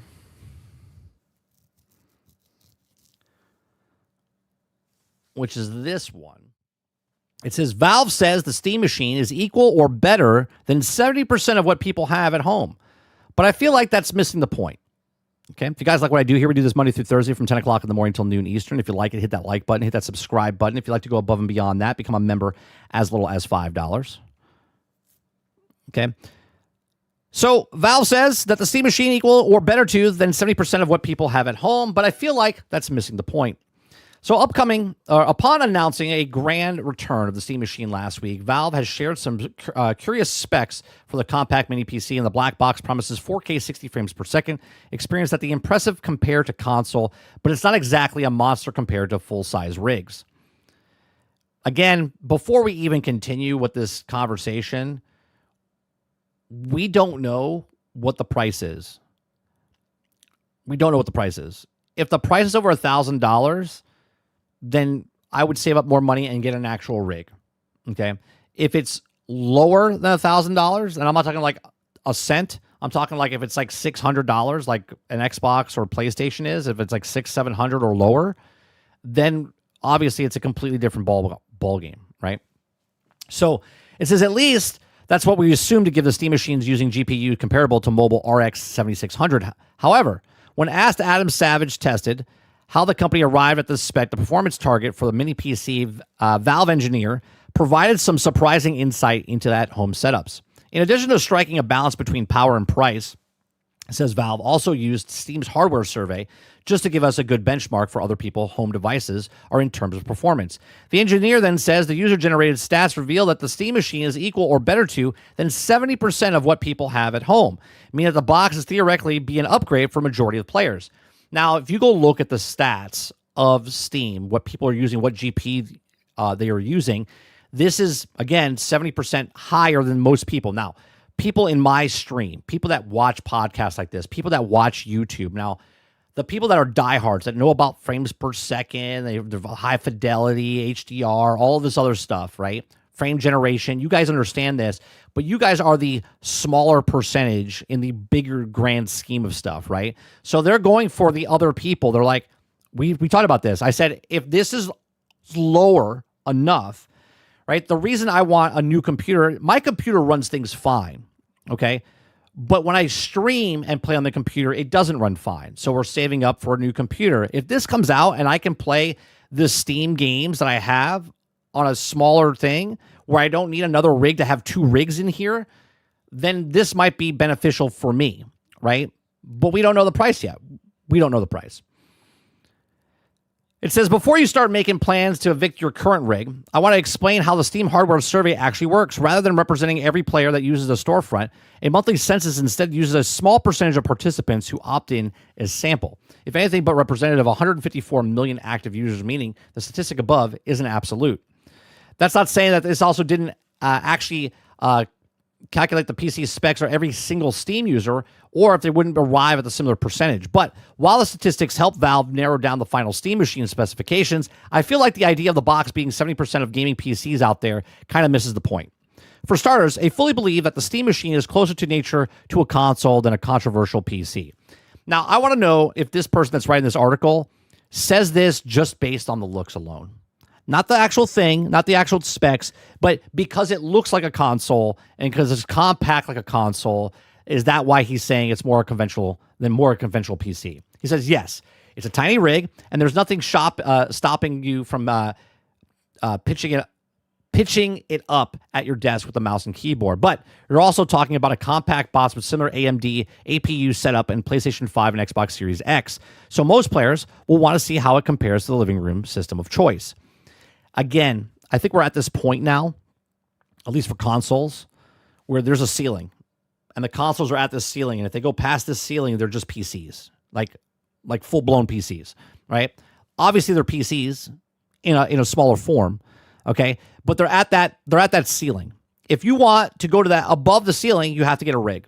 Meaning you're spending 15, 18, 2,000 or more to get the 244, frames per second or whatever else. Uncapped frames. Okay, which you're not going to be able to do on these boxes. Okay, so it says, of your choice. It says, just like that, way the Switch 2 uses DLSS and hit 4K 60 frames, the Steam machine We'll also tapping into AMD's FSR tricks, tools like AI upscaling, frame generation, help with mini PCs, fill in frame rate gaps in a way that older GPUs that also technically more powerful cannot, resulting in perceived performance hike. Okay. He says, what I'm saying is that the Steam Machine may or may not actually be better than 70% of gaming PCs, okay, are out there. But to try a new primary as a console rival, everything from its low power consumption to gamepad-friendly SteamOS is optional new Steam controller position the system to take on Sony and Microsoft while also retaining all the benefits tied in for traditional rigs. It says, what will ultimately decide the mini PC's fate is the manufacturer retail price. Some analysts believe that the Steam Machine could cost up to $1,000. If it costs up to $1,000, there's really no reason to get that. You would rather just save up a couple bucks more, a couple $100 more, and get yourself an actual PC, right? That's something that you can way more customize and whatnot, in my opinion. Okay, and why I don't subscribe to that figure experts within the gaming handheld and small form factor rig scenes, a high price could render the idea of being better than the current builds absolutely redundant. I agree with that. If this is not leaps and bounds ahead for a low price, because that at $400, $400, it's going to sell a lot. But at $1,000 to $1,200, that's not going to sell very much, right? And that wouldn't be worth getting that over another PC.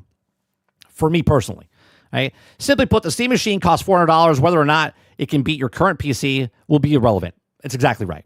Okay. If it gets down to $400, it doesn't matter if it beats my PC.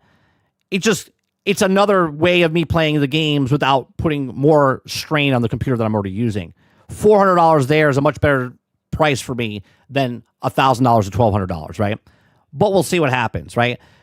Again, I don't think the people that have rigs for gaming are interested in this, right? I think the people that are interested in this are going, PCs are the future. I want to get a PC, but I can't afford a $1,200 at this moment. I can't afford $1,800 at this moment, right? I know people will be like, you don't have to spend that much. When someone wants to buy a PC, they want to spend the money. This is where they're coming from, right? So if you do this, you want to make sure that it's easy for them. Like, oh man, so I can start a Steam account, right? I can be a part of Steam. I can be part of the PC experience for a low entry point. That's where people want, right? And they don't want all the other bells and whistles of what Windows is and all this other stuff. They just want something they can put it, relax, play their games, and move on, right? So again, I'm interested until the price comes out. When the price comes out and it's too high, I'm like, I'm going to save my money. Because right now, the money that we've gotten from you guys, that all the super chats that come in, right? We're putting that in a pot, okay? And when it's time, I'm going to build my PC, okay? Right now, if this came out, I would take that and go, oh, okay, well, I'm going to purchase this to play my games on stream because that's more cost-effective for me. But if this goes over $1,000, I'm not taking this money to buy a $1,000 Steam machine. I'm going to go build my other machine, right? But again, that's just me.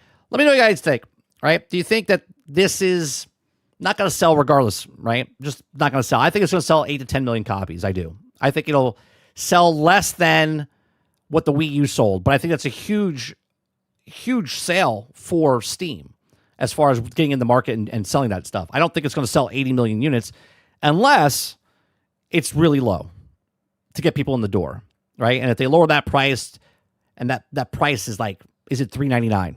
Is it $499? Is that the price that people go, well, if you get a new PlayStation or you get a new Xbox, it's $700,000, or I get a Steam machine for $499. If this joins them, then it's really not point. But if this is below them and undercuts them, then this will sell.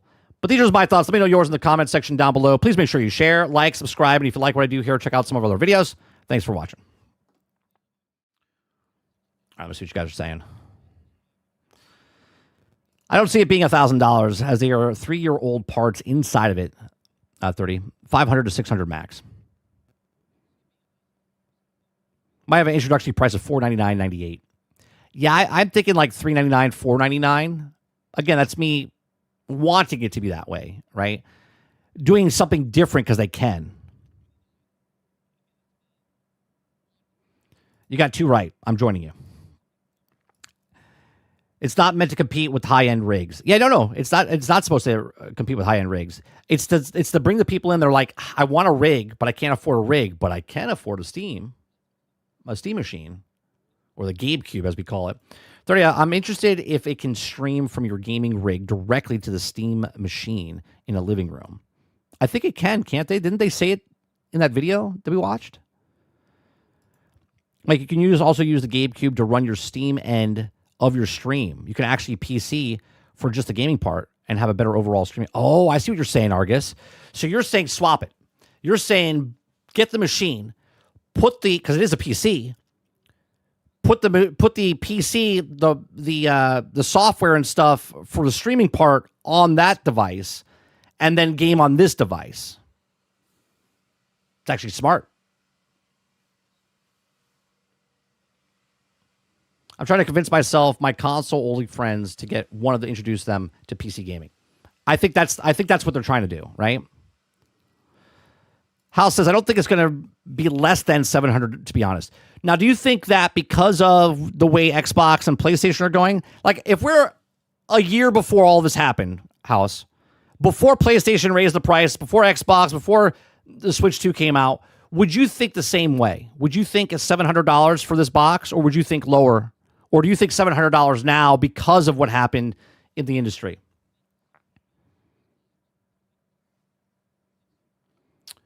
People who have outdated rigs might also look at it. I'm not taking a couple of years outdated, but someone who hasn't upgraded in a decade or more. Yeah, my computer's 8 years old. I just got a brand new graphics card. We got a 3060 in it. I upgraded the RAM. I updated the graphics card. But I'm at that 10 year. I'm at 9 years now for my rig.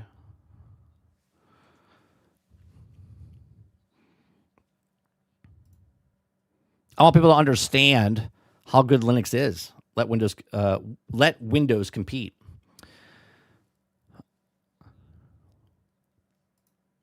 Mo says 3 for the little one, 4 or 5 for the big one. Perhaps. PC is not the future console. Will be around forever. Yeah, I've never said that. I've never said the console's dead. You guys have said the console's dying. I said no, the console will be around. Don't try to flip this on me, Roadkill. Okay. Everyone's saying that Microsoft's dead. They're not making hardware anymore. I said no, they're going to keep making hardware. They're just doing it other places as well. Right? I've been on the wagon saying that consoles are never going away. You don't need to tell me that the future is not PC, but consoles are here forever. Consoles will be here, but PC will be the future. PC is already 10 times larger than what the console market is. There's more people that own PCs than the consoles. I'm not saying gamers, PCs. I will get it for $499. It is not better than my PC. I will get it just because I can put it on my living room and stream my Steam games from my main PC. Roadkill says, you might be the only one saying that. Plus, just because one of the future doesn't mean the other one has to go away. Right. I never said it's going away. I would get it if it was like $350. I would also grab it. I've never been on Steam just to see what it's like. Once you go Steam. Sounds like a lot of you are going to be disappointed when it's $700, $900. No, I'm not going to be disappointed. No disappointment. I will be optimistically surprised if it's below where I want to pay for it. If not, I just get a regular rig. I wasn't looking for this in any way, shape, or form. So I have nothing to be disappointed about. And again, I know you're not saying me. I'm saying me. I have nothing to be disappointed about.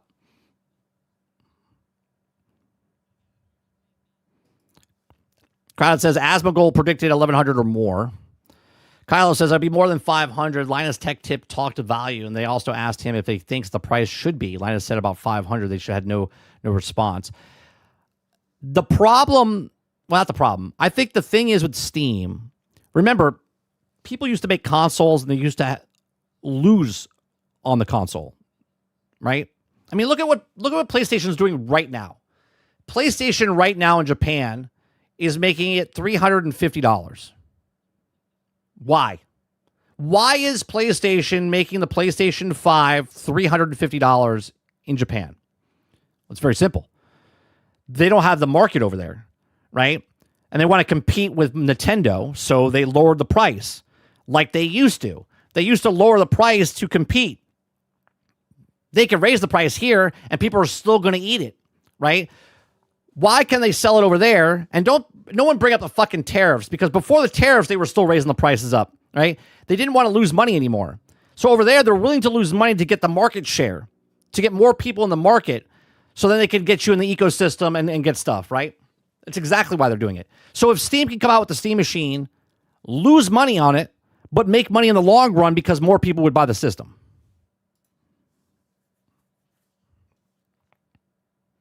It's a PC, but it's not Windows. It's Linux.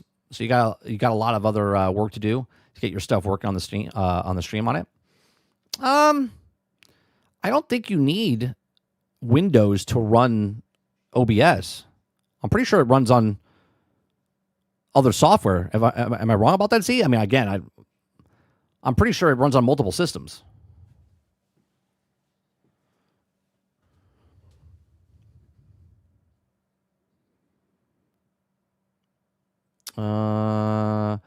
Eclipse says, "Why would I be disappointed?"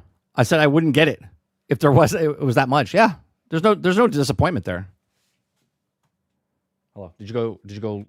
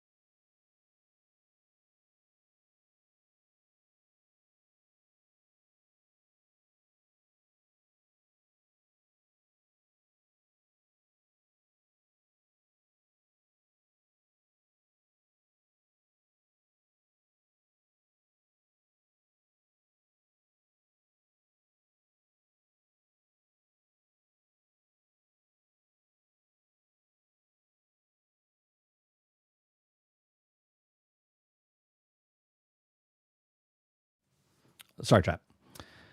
We got a bunch of people working on stuff, and my wife came in and talked. So sorry about that. Yes, we're not talking about this because there's also a console warning. We're also interested in tech, what the value can do for the industry. Right. That's a whole other thing, right? Another competitor to come into the market to kind of change the landscape of what's happening with the gaming industry, right? Roic says 700, 800 since the high-end Steam Deck is 650. I think it would be less than a mobile. The reason they could charge more for mobile is because it's mobile. It's the convenience of you bringing it with you. That's where they get the higher price tag from. Turner says, I'm definitely not the target buyer. My PC is far more powerful than the Steam machine. This is more of an entry-level system. Kyle says, Valve came out and said since the PC is an open platform, they have no guarantee that it also will spend money on Steam. So they don't want to take the risk where with the console, you're locked. Games run better on Linux.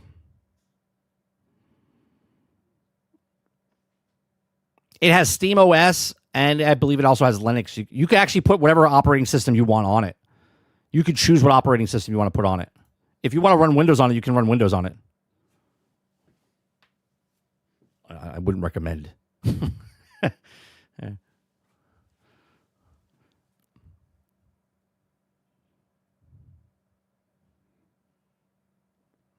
Let's see. You could basically get one here for $350.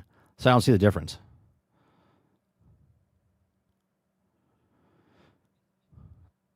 Yeah, laptops are a lot more expensive than desktops. Come on now. Yeah, because they're portable.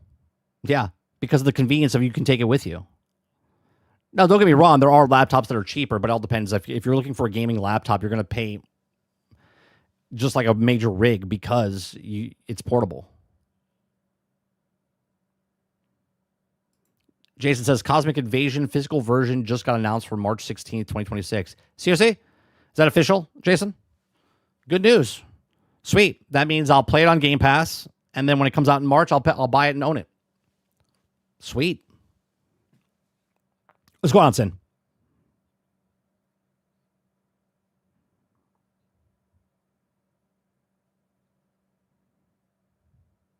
Arca says, yeah, you can put any operating system you want on the Steam machine, but Linux is a superior choice.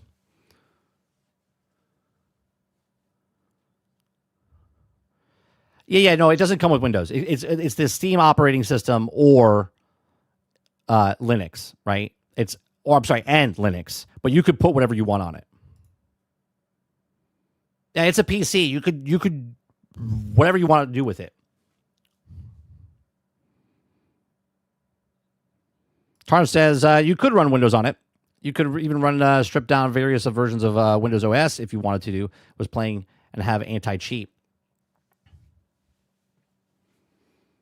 That's Play Anywhere as well, isn't it? I believe so. Yeah, for Cosmic Invasion. Yeah, I believe so.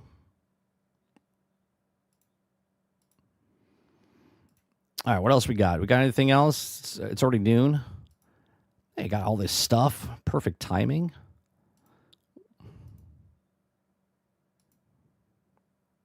Let's see what else we got going on. Let me look at Twitter real fast. See if anything else has popped up tonight, guys. Generation X Gaming is going to be kind of a different show. What we're going to do, it's going to be a much more completely different episode. So, because the Game Awards just announced their stuff for nominations and whatnot. What we're going to do tonight, we're going to talk about games and talk about news stories. But as we do this, we're also going to be putting stuff, or I say we, but me. You guys showing up tonight, we're going to go through each category that matter to us, okay? I'm going to bring up the Video Game Awards show up on stream, okay? So I'm going to log in underneath me. So you guys are my thing, right? So when a month from now or 3 weeks from now, when we have the live show with Kingard, the Real Fake Wizard, and Greg Owen, me, and Sarge. We'll have that up. So as the things, we'll see what we picked, if we picked it right. So we'll have a poll for each category. You guys vote on each of the categories. So as a whole, democracy here, we'll see which ones we pick to see. So obviously, if you pick one and 10 people pick the other, we're going with the 10, okay? And see how many we get right or wrong on the night of the actual Video Game Awards. So that's what we're doing tonight, okay?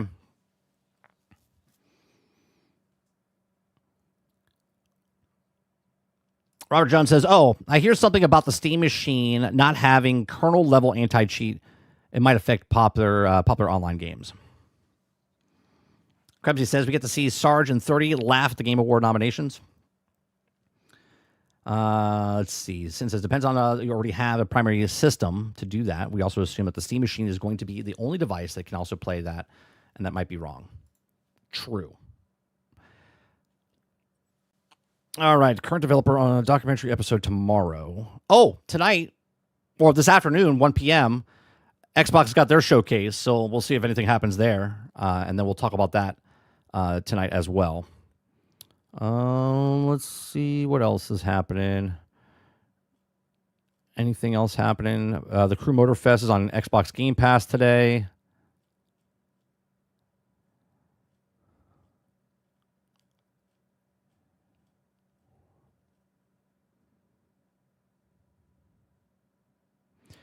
$1,300 hours start today, and we'll stay on the grind. Arc Raiders, we slay to pay for pay. I don't know what's happening there.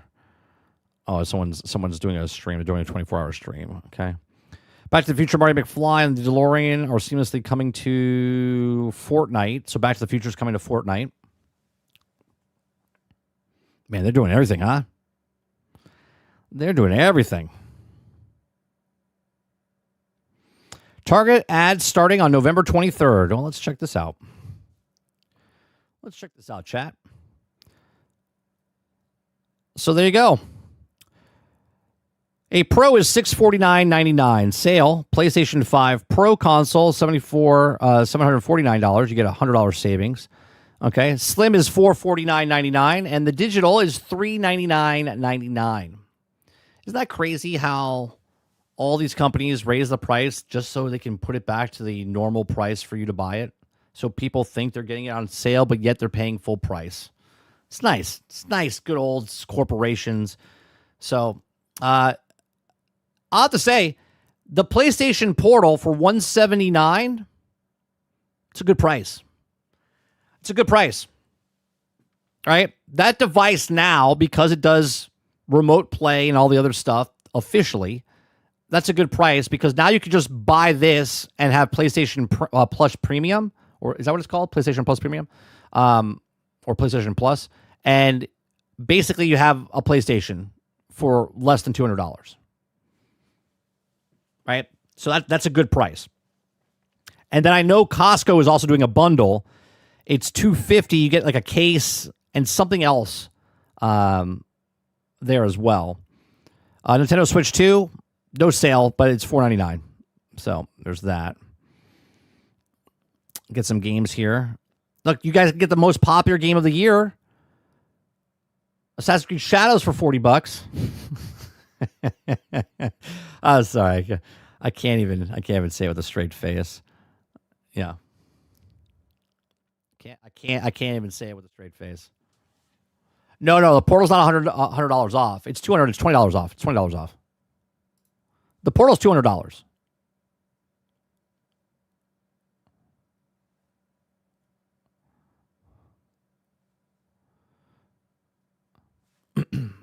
Titan says no Xbox. Yeah, because you already own an Xbox, Titan.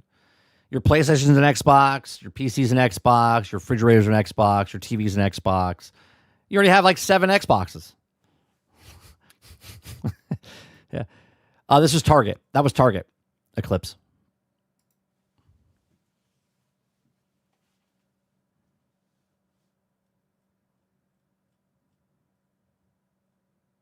I just thought about this, Titan. Imagine an article being written, right? Imagine an article being written just like the Battlefield one, whereas they have the most sales or whatever.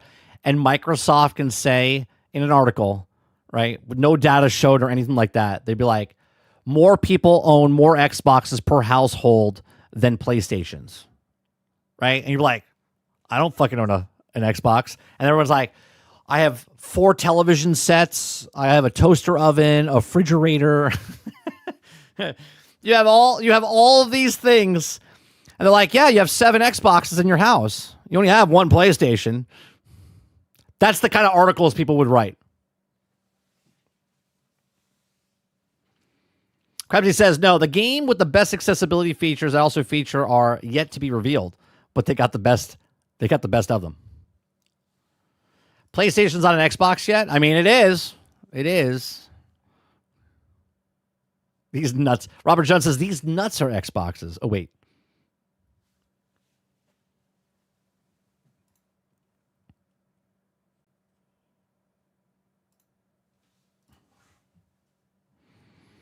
Let's see.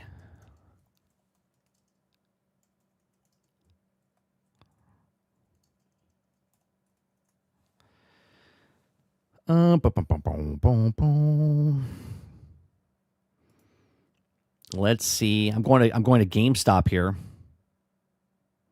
Why isn't this?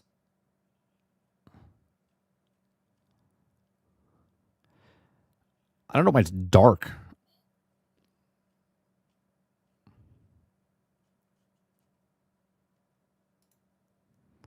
GameStop, yeah, even if you go to GameStop, they're not even selling Xboxes for sale. They have PlayStation. They're giving $50 off. They're doing $50 off of Xbox and PlayStation. On select Seagate storage cards and game devices, $50. Backbone, save $25 on the old systems. Let's see what else there is.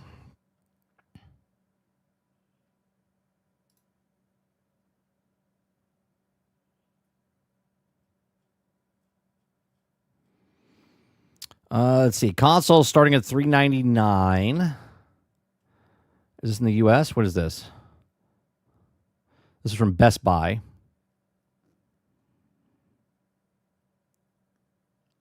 That's the Series S's. Yeah, Best Buy, no sales that they're showing anyway.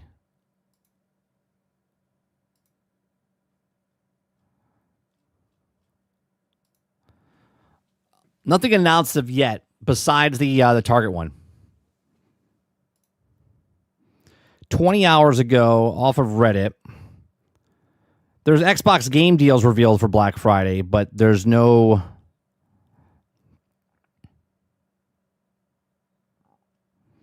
But I think that's digitally off of Xbox itself. Yeah, it looks like it's digital for things itself. Some good deals for some games. State of Decay is $5. The Lego Hobbit's $5. I might pick that up. The Witcher 3 Wild Hunt is $3.99. Titanfall 2, $3.99.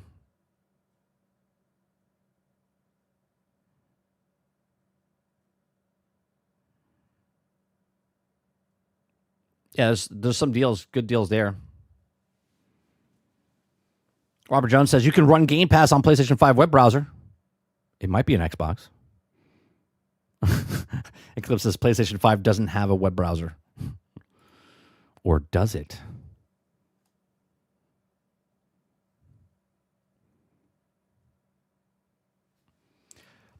Tarner says Target would show ads if Microsoft wanted them to. They don't care. So selling consoles, whatever they're doing now, so obviously making them money, and then anything Microsoft is good at making. Yeah, they're not showing any kind of sales.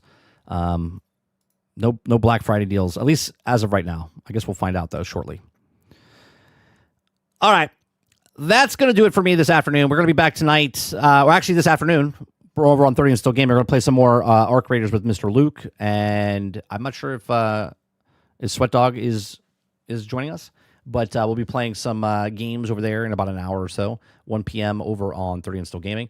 If I don't see you over there, I'll see you tonight at 8 p.m. Eastern for Generation X Gaming, the weekly podcast that goes over a few of the top stories from the past week, and we rant along the way. That's it. Hit that like button, hit that subscribe button. If you'd like to go above and beyond that, become a member as little as $5. If you'd like to support us, you can hit the merch down below, and you can also check out the music that we have, that we originally written, I should say. AI created as far as the music goes. Check them out. Good stuff. And I'll see you guys in the next one. Peace.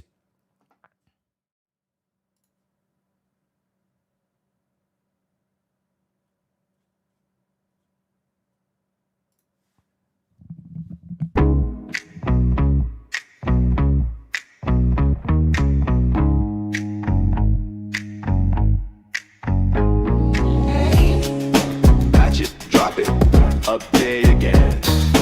Welcome to the world that never ends. Run, escape, open doors of no one. Browse a world where grinding was fun. Halo 2 brought online fight. Xbox Live, friends all night.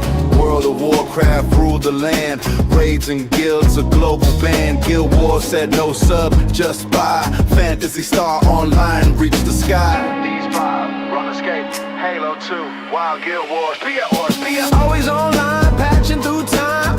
Living worlds we buy and grind. Seasons turn, the loot rolls in. Every reset we log back in. From pixel towns to battle scenes. We're chasing live service dreams.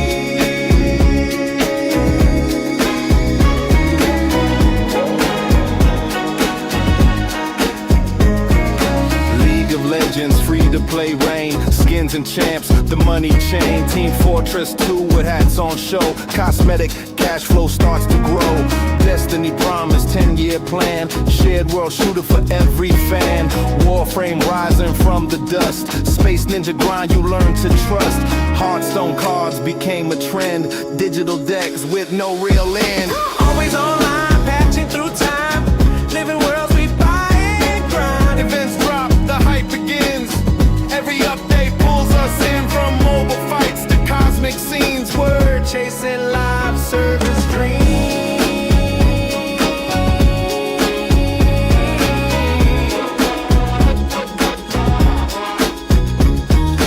Overwatch squads and payload wars. Seasonal skins unlock the doors. Pokemon Go got us outside. Catching mons with AR pride.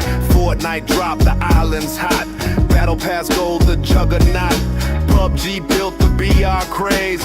Winner, gameplay stays. Apex Legends, squad-based flair. Respawn spin kept players there. Always online, patching through time.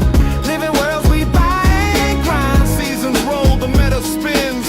Every patch we dive right in. From payload runs to battle scenes. We're chasing live service dreams.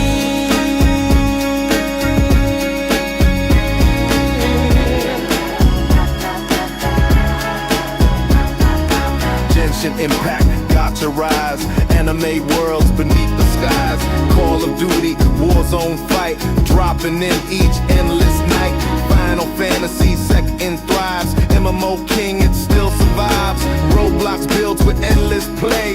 User worlds lead the way. Marvel Rivals joins the show. Superhero squads all set to go. Always online, patching through time, living worlds we buy and grind. From raids to drop, from skins to wins, every era pulls us in. History told in data streams. We're chasing live service dreams.